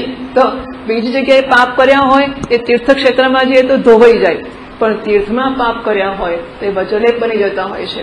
તો તીર્થમાં પુણ્ય કર્યા હોય એ પણ અનેક ગણું ફળ આપતા હોય છે. એટલા માટે તીર્થની વાત કરી. પણ અહીં આપણી પાસે કોઈ જરૂરવાળો માણસ હોય ના આપે, હું તો તીર્થમાં કુરુક્ષેત્રમાં જઈશ ત્યારે આપીશ, એવી કઈ જરૂર નથી. આ બધા પણ ગણતરીવાળા દાન સમજી લેવાના. જ્યારે આપણે અમુક અને અમુક નહીં, મહારાજશ્રી કહે છે कि लोग पूरा इतिहास पूछ लेते हैं, कौन हो, कहाँ से आए हो, क्या करते हो, ऐसे ही खड़े रहते हो, कुछ मांगते कुछ काम नहीं करते. હવે તારે 5 પૈસા આપવા, એમાં એનો ઇતિહાસ આખો મગજમાં ભરવાની જરૂર છે. આપવો આપણે છૂટો થઈ જાય. એટલે માણસોને એટલું બધું લાંબુ કરવાની ટેવ હોય છે. આ બધો આપણો ધંધો જ નથી. આપવું એટલે આપી દેવું, એને જે કરવું એ કરે. આપણે નારાયણની બુદ્ધિથી આપીએ છીએ ત્યાં સુધી વાંધો નથી. વળતરની બુદ્ધિથી આપીએ તો ચિંતા કરવી.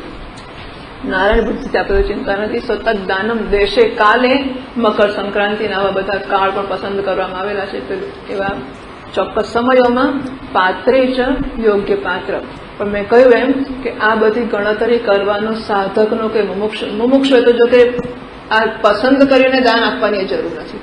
બરાબર, એની સામે આવી પડે તે આપતા ગભરાતો નથી, ના હોય તો શોધવા જતો નથી. એને ઉત્તરાયણ આવી એ ખબર નથી ને કુરુક્ષેત્ર આવ્યો એ ખબર નથી.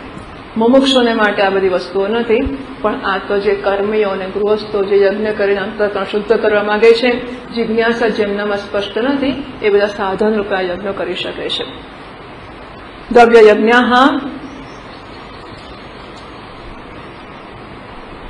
આગળ ભાષ્યકાર કહે છે તપોયજ્ઞાઃ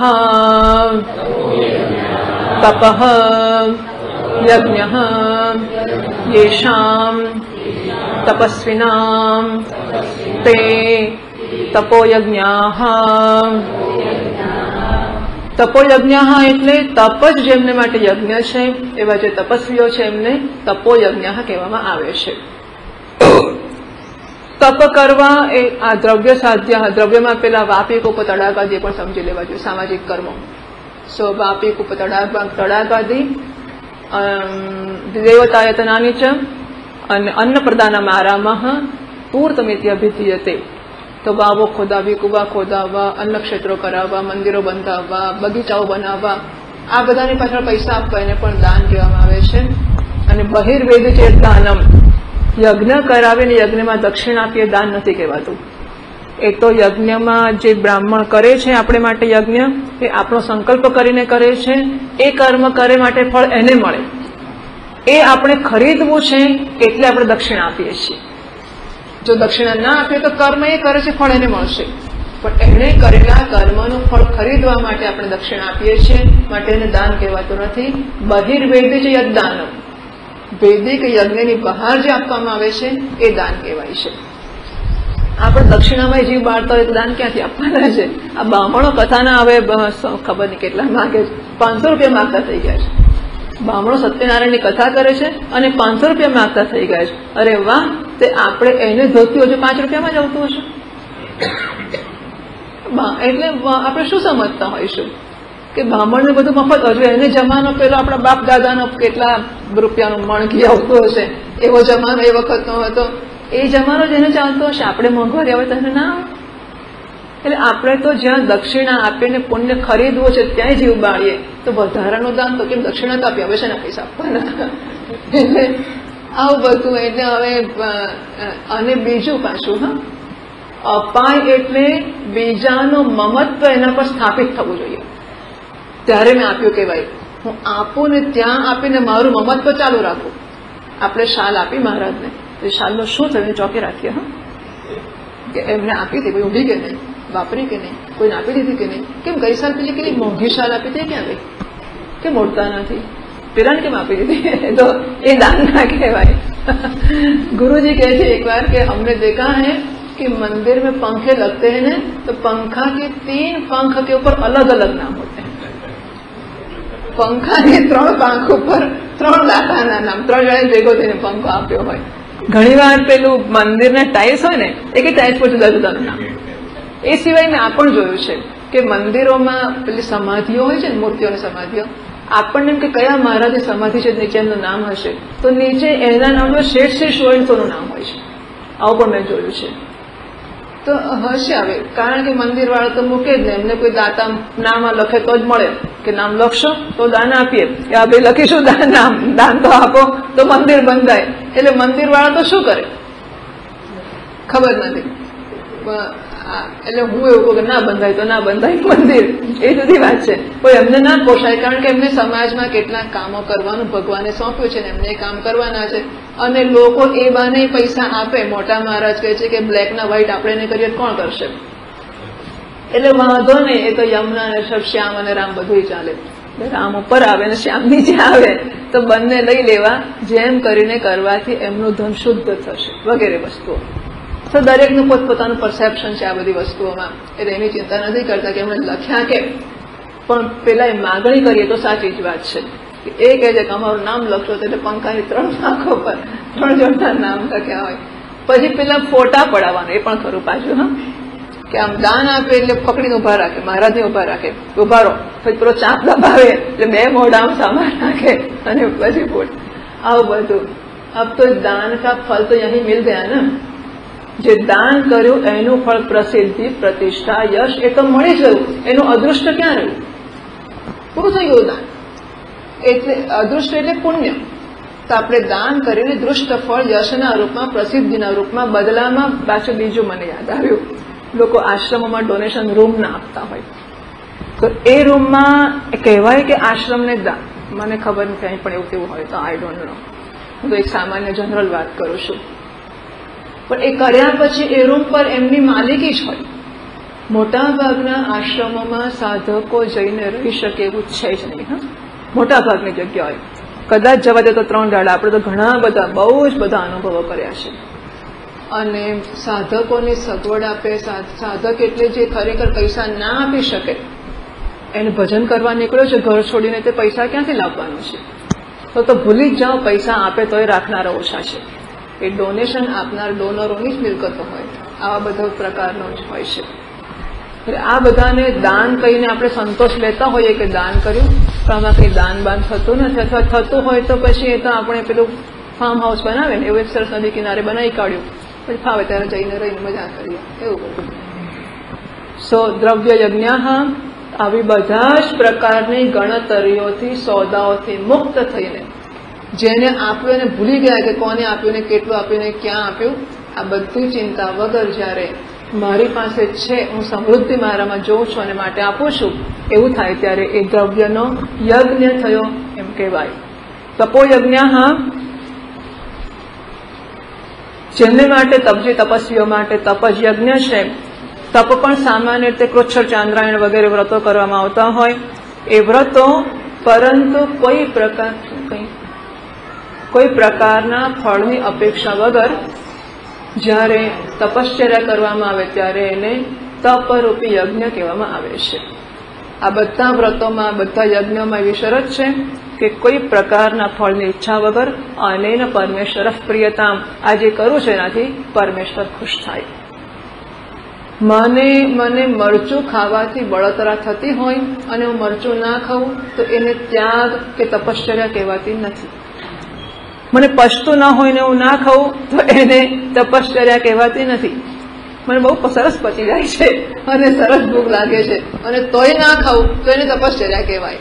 સો એ ડેલિબરેટ સેલ્ફ ડિનાયલ, ઇરાદાપૂર્વક આપણે આપણી જાતને જે વસ્તુ મળવાની એને ઈચ્છા છે, જરૂર છે, અને એનાથી વંચિત રાખવી, એને તપશ્ચર્યા કહેવાય છે. બરાબર? તપશ્ચર્યા એટલે ઇટ્સ એ ડેલિબરેટ સેલ્ફ ડિનાયલ, ઇરાદાપૂર્વક આપણી જાતને વસ્તુથી વંચિત રાખવી. તપાવવું શરીરને, મનને તપાવવું, અને તપાવવા દ્વારા પરિપક્વતા આવતી જાય છે.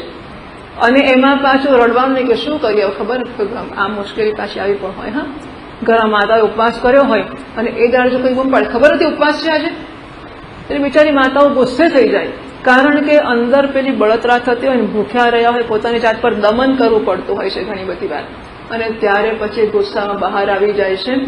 તો તપશ્ચર્યામાં એવા પ્રકારનું કોઈક અંદર અભાવ કે ઉણપ નથી જન્મતી, પણ આનંદ છે કે આજે ભગવાનનું હું વ્રત કરું છું અને હું પ્રસન્ન છું, હું ભૂખ્યો રહી શકું છું કે ભૂખી રહી શકું છું, આજે હું ભગવાનનું ભજન કરીશ.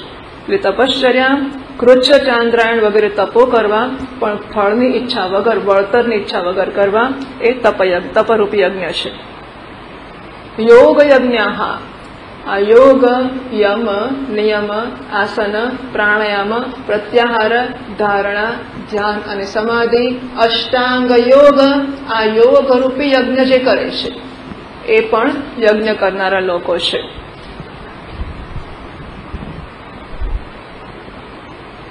યમ નિયમની સમજવાની બધી આપી છે, પણ આપણે જવા દઈએ. ટૂંકમાં યમ નિયમ એટલે યમ છે એ બાહ્ય જગત સાથેનો યોગ્ય વ્યવહાર, એટલે અહિંસા, અસ્તેય વગેરે છે. અહિંસા, સત્ય, અસ્તેય, બ્રહ્મચર્ય, અપરિગ્રહા યમાહ પંચ. તો અહિંસા, અસ્તેય, બ્રહ્મચર્ય અને અપરિગ્રહ, સત્ય વગેરે આ યમ છે. એટલે કે બહારનો વ્યવહાર કરતા હોઈએ કોઈકની સાથે તો એમાં આપણે સંયમપૂર્વક ન હોઈએ, આ યમ હશે. નિયમ, શૌચ, સંતોષ, સ્વાધ્યાય, તપહિષ્ઠ, પ્રણિધાનમ, એ વ્યક્તિગત વ્યવહાર છે, એમાં ચોક્કસ પ્રકારની વ્યવસ્થા હોય.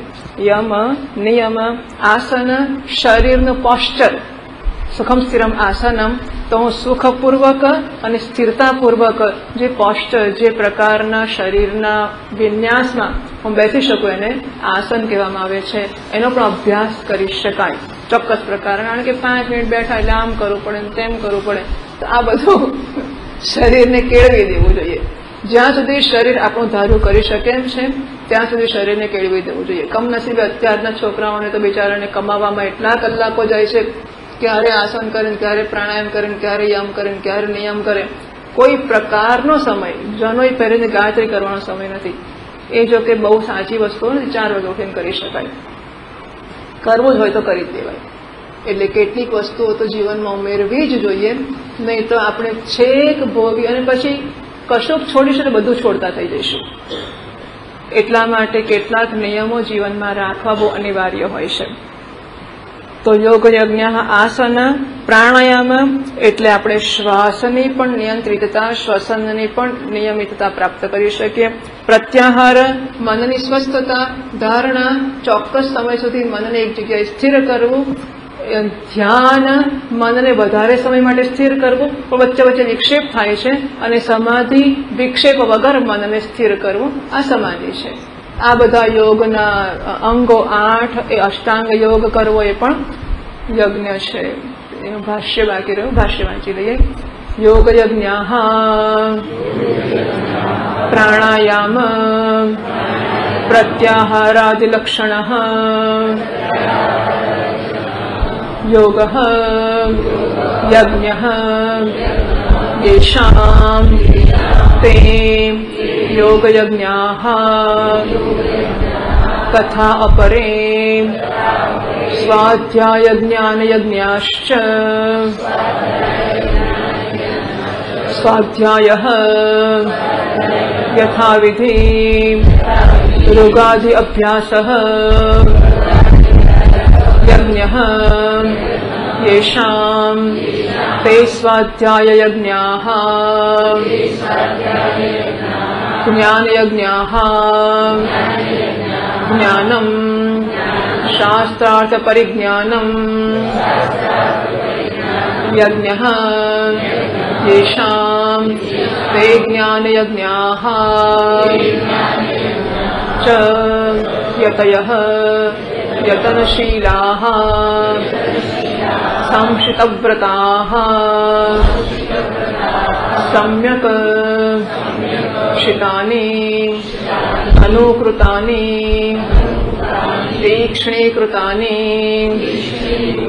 व्रतानि येषां ते संशितव्रताः योगयज्ञः स्वाध्यायज्ञानयज्ञश्च स्वाध्यायः यथाविधि ऋगादि अभ्यासः यज्ञः येषां ते स्वाध्याययज्ञः. તો પહેલાના જમાનામાં દરેક વ્યક્તિ પોતાનું ગોત્ર જાણતી હોય, દરેકને પોતાની શાખાનો વેદ હોય, એટલે ગુરુકુળમાં જઈને પોતાની શાખાના વેદનું અધ્યયન કરવું. આ અધ્યયન સ્વાધ્યાયનો અર્થ રેપિટેશન, ખાલી મંત્રોચ્ચાર કરવા એ જ હોય છે સ્વાધ્યાયમાં. એ પણ એ સ્વાધ્યાય નિયમિત રીતે થતો હોય અને કરોડ વેદોના મંત્રોનું પઠન કરવામાં આવતું હોય.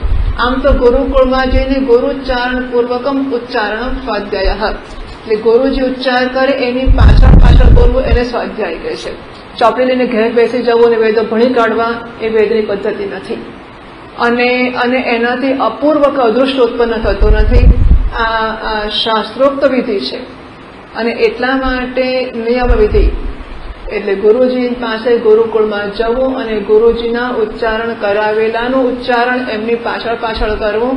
આ વેદના અધ્યયનની પદ્ધતિ છે, સ્વાધ્યાયની પદ્ધતિ, અને એ પ્રકારે ગુરુકુળમાં સ્વાધ્યાય કરવો એને સ્વાધ્યાય યજ્ઞ કહે છે.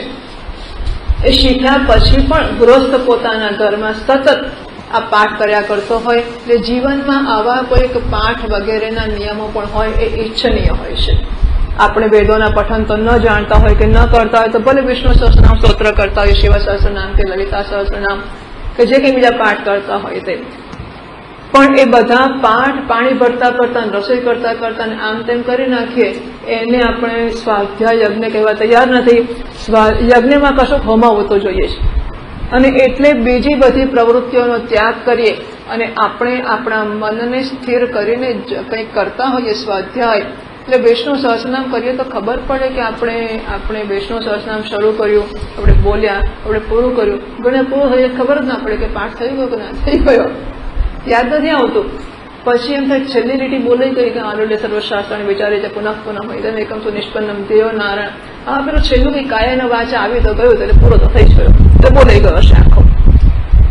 એટલું જ નહીં, જ્યારે મોઢે માણસો બોલતા થઈ જાય છે ત્યારે તો પછી આખી લીટી પૂરી પણ થતી નથી. હા, એ તાજો જ એક દાખલો પણ હું નથી કહી શકતી અત્યારે, એટલે હું નથી કહેતી. પણ વ્યક્તિ મંત્રો બોલે ત્યારે મંત્રો કે શ્લોકો મંગલાચરણના પણ બોલે તો શબ્દ પૂરા જ ના થાય. એ પછી હું કહીશ. પણ કારણ કે આખો શ્લોક આવડતો જ એટલે શરૂઆતમાં જયારે વાંચ્યો ત્યારે આવડતો હતો, યાદ કર્યો ત્યારે આવડતો હતો, પણ પછી મોઢે બોલતા બોલતા વચ્ચેના 2-4 શબ્દો ખરી પડ્યા આમ તેમ, અને પછી એમને ચાલવા માંડ્યું. આવું બહુ જ લોકપ્રિય થતું મેં જોયું છે કે વિષ્ણુ સહસ્રનામ સ્તોત્ર મોઢે આવડી ગયું એકવાર, પછી 1000માં 2, 5, 15 ઓછા થઈ જાય એની જાતે, અને 1000 નામ પૂરા જ ના થાય. આપણને એમ કે પાઠ થઈ ગયો. તો એને સ્વાધ્યાય યજ્ઞ નથી કહેવું આપણે. સ્વાધ્યાય યજ્ઞ જ્યાં જેમ યજ્ઞ કરતા હોય ને પવિત્રતાથી એક ભાવના ઉત્પન્ન થાય છે આપણી અંદર, એવી ભાવના ઉત્પન્ન થાય, બીજી પ્રવૃત્તિઓને બાજુએ મૂકીએ અને ભગવાનમાં મન લગાડીને આપણે સ્વાધ્યાય કરતા હોઈએ, જેથી કરીને પવિત્રતા ઉત્પન્ન થાય. એટલે વૈદિક મંત્રોચ્ચાર કરનારાઓ એ તો આસન પ્રાણાયામ વાળા સવારમાં વહેલા ઉઠતા હોય અને પછી વેદના ઉચ્ચારણ કરતા હોય તો એક વ્યક્તિત્વ ઘડાતું હોય છે. So there is a rhythm. સ્વામીજી મહારાજ કહે છે કે એક હાર્મોની, એક રિધમ ઉત્પન્ન થાય છે. આપણા ઋષિકેશના કે ત્યાંના મંદિરોમાં જે પૂજારીઓ હોય છે, જે દિવસ રાત સવાર સાંજ મંત્રોચ્ચાર કરતા હોય અને પૂજા કરતા હોય, તો એક વ્યક્તિત્વ એક ગૌરવ હોય છે. જે દીનતા તમારાને મારામાં દેખાતી હોય એ જુઓ તો ટટાર જ ચાલતા હોય, જાણે કોઈની પડી જ નથી. હવે એ કઈ મોટા બહુ બધા ધનવાન છે માટે પડી નથી એવું નથી, બહુ મોટા વિદ્વાન છે એવું કશું નથી હોતું. ગૃહસ્થ હોય છે, વિરક્ત હોય છે એવું નથી હોતું. પણ છતાં વૈદિક મંત્રોચ્ચાર કરતા હોય ને એ વ્યક્તિત્વ ચોક્કસ પ્રકારની ગ્રેસ, સ્વામીજી મહારાજનો શબ્દ કહો તો દે આર ગ્રેસફુલ. એ વ્યક્તિત્વ ચોક્કસ પ્રકારની આભા ધરાવતું હોય છે. આ વૈદિક મંત્રોચ્ચાર વ્યક્તિત્વને ઘડે છે. અને ઠંડી ગરમીમાં બધામાં કરતા હોય, ટટાર બેસીને બોલતા હોય, ઉચ્ચાર કરતા હોય, અને ઉચ્ચારથી વ્યક્તિત્વની અંદર, કારણ કે અંદર પેલા કંઠ અને તાલવ્ય અને સ્પર્શ થતો હોય છે, કે જ્યાં જ્યાં સ્પર્શ થાય છે એ આખા વ્યક્તિત્વમાં એ ચોક્કસ હાર્મની સંવાદ ઉત્પન્ન કરે છે, એ અસર ઉત્પન્ન કરે છે. અને એ અસરો ત્યારે જ થાય જ્યારે આપણે એકાગ્રતાપૂર્વક એમાં મન લગાડીએ, બીજેથી નિવૃત્ત કરીએ અને પઠન કરીએ. તો વિષ્ણુ સહસ્રનામ પણ બોલતા હોઈએ તો આપણે એવી રીતે બોલીએ કે બોલવામાં આપણને આનંદ આવે, એ મનમાં એનો રણકાર ચાલુ રહે અને આખો દિવસ પછી મન એમાં રહ્યા કરે. ઘણી બધી વાર એવું થતું હોય છે કે તૈત્તિરીય ઉપનિષદ નવું શીખ્યા હોય, મંત્રો નવા શીખ્યા હોય, એટલે દિવસે બહુ કાળજીથી અને એકાગ્રતાથી બોલ્યા હોય ને અને બહુ રસથી, ત્યારે જાણે ઊંઘમાં મંત્રો સંભળાતા હોય, ઉઠીને એકદમ મંત્રો ચાલુ થઈ જતા હોય, આવું થતું હોય છે. આવો રણકો મનમાં ઉત્પન્ન કરી આપે એવી રીતે સ્વાધ્યાય યજ્ઞ થાય. બરાબર? આપણને ખરેખર અસરકારક નીવડશે સ્વાધ્યાય. અને જ્ઞાન પાછો સ્વાધ્યાયમાં યથાવિધિ પૂર્વ અભિમુખ થઈને પૂર્વ દિશા મોઢું રાખીને કરવામાં આવતું હોય. પવિત્ર હાથ પગ કરીને, અર્થાત સ્નાન કર્યું હોય, આચમન કર્યું હોય, આવા બધા વિધિપૂર્વક અધ્યયન સ્વાધ્યાય કરવામાં આવતો હોય ને સ્વાધ્યાય યજ્ઞ કહે છે. જ્ઞાન યજ્ઞ જ્ઞાનમ શાસ્ત્ર અર્થ પરિજ્ઞાનમ યજ્ઞ. તો વેદોનો જે પઠન કે સ્વાધ્યાય કર્યો હતો ત્યારે અર્થ જાણવાની દરકાર નહોતી કરી, પણ હવે એના અર્થોને જાણવાને સમજવા અને જીવનમાં લાવવા, આ સમજવાનો પ્રયત્ન એને જ્ઞાન યજ્ઞ કહેવામાં આવે છે. આ બધા યતિઓ યતનશીલા પ્રયત્નપૂર્વક કરવામાં આવે. આપણે કહ્યું એમ કે વિષ્ણુ આમ કરીને પાઠ પૂરો કરી જેવું નહીં. યતનશીલા એ પ્રયત્ન કરે છે, વ્યક્તિત્વને બીજેથી એકાગ્ર ઉપસંહૃત કરે છે અને ક્યાંક એકાગ્ર કરે છે. આવી રીતે પ્રયત્નપૂર્વક થતું હોય. સંશિત વ્રતા એટલે સમિક્ષિતાની, તનુકૃતાની, તીક્ષ્ણીકૃતાની. તો વ્રતને એમણે ઘસીને તીવ્ર બનાવ્યું, તીક્ષ્ણ બનાવ્યું છે. એટલે કે વ્રત કરે છે એટલે કરે છે, પછી સામાન્ય રીતે એમાં એ કોઈ વિઘ્ન કે અવરોધનો સ્વીકાર કરતા નથી. એટલે મહાવ્રતા, યમ નિયમ વગેરેને પણ કહેવામાં આવ્યું છે કે જ્યારે દેશકાળનો પરિજાતિ દેશકાલ સમય અનવચ્છિન્ન સાર્વભૌમઃ મહાવ્રતમ. તો જાતિ, દેશ એટલે કોઈ પણ જાતિ, દેશ એટલે કોઈ પણ સ્થળ હોય, કાળ કોઈ પણ સમય હોય, અને અનવચ્છિન્ના એટલે સમય એટલે કાળ ને સમય બે છે. સો કાળ એટલે ટાઈમ, સમય એટલે કન્ડિશન, સંજોગો. સો કોઈ પણ સમય, કોઈ પણ સ્થળ, કોઈ પણ સંજોગો આ બધાથી અસર પામ્યા વગર. પણ ઠંડી લાગે તો પછી નવાય કેવી રીતે? પણ ઠંડી હોય કે સામાન્ય સંજોગોમાં, બરાબર. અને એકંદરે માણસો જ્યારે દૃઢતાપૂર્વક પોતાના વ્રતને વરેલા હોય છે ને, તો વિપરીત સંજોગોમાં પણ એ જો આગ્રહપૂર્વક વરેલા રહેતા હોય તો નારાયણ અનુકૂળતા કરી આપે છે અને એ વ્રતને સાચવી શકે એવું બનતું હોય છે. પણ આપણાથી થશે કે નહીં એ ચિંતાએ આપણે જ પાછા પડી જઈએ તો પછી આપણે પાછા પડ્યા જ કરીશું. એટલે મેં હાથમાં લીધું છે અને મારે કરવું જ છે, તો ચોક્કસ બધા વિઘ્નોને ઓવરકમ કરવા અને એના ઉપર મદદ ઊભી થઈ જવી આ થતું હોય છે. પણ એના માટે આપણે ખરેખર તત્પરતા દાખવવી પડે ખરી. તો સંક્ષિપ્તવ્રતા સમ્યક્ષિતાની તનુકૃતાની તીક્ષ્ણીકૃતાની વ્રતાની યેષાં તે, જેમણે પોતાના વ્રતોને અત્યંત આગ્રહપૂર્વક ચોક્કસ દૃઢ બનાવ્યા છે આવા મનુષ્યો છે.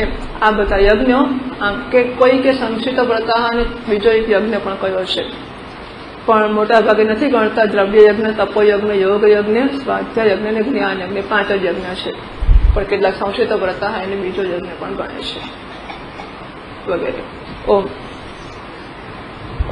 પૂર્ણમદઃ પૂર્ણમિદં પૂર્ણાત પૂર્ણમુદચ્યતે પૂર્ણસ્ય પૂર્ણમાદાય પૂર્ણમેવાવશિષ્યતે. ઓમ શાંતિ શાંતિ શાંતિ. શંકરં શંકરાચાર્યં કેશવં બાદરાયણં सूत्रभाष्यकृतौ वन्दे भगवन्तौ पुनः पुनः. ईश्वरो गुरुरात्मेति मूर्तिभेदविभागिने व्योमवद्व्याप्तदेहाय दक्षिणामूर्तये नमः. ओम शांति शांति शांति. हरि ओम. श्री गुरुभ्यो नमः. हरि ओम.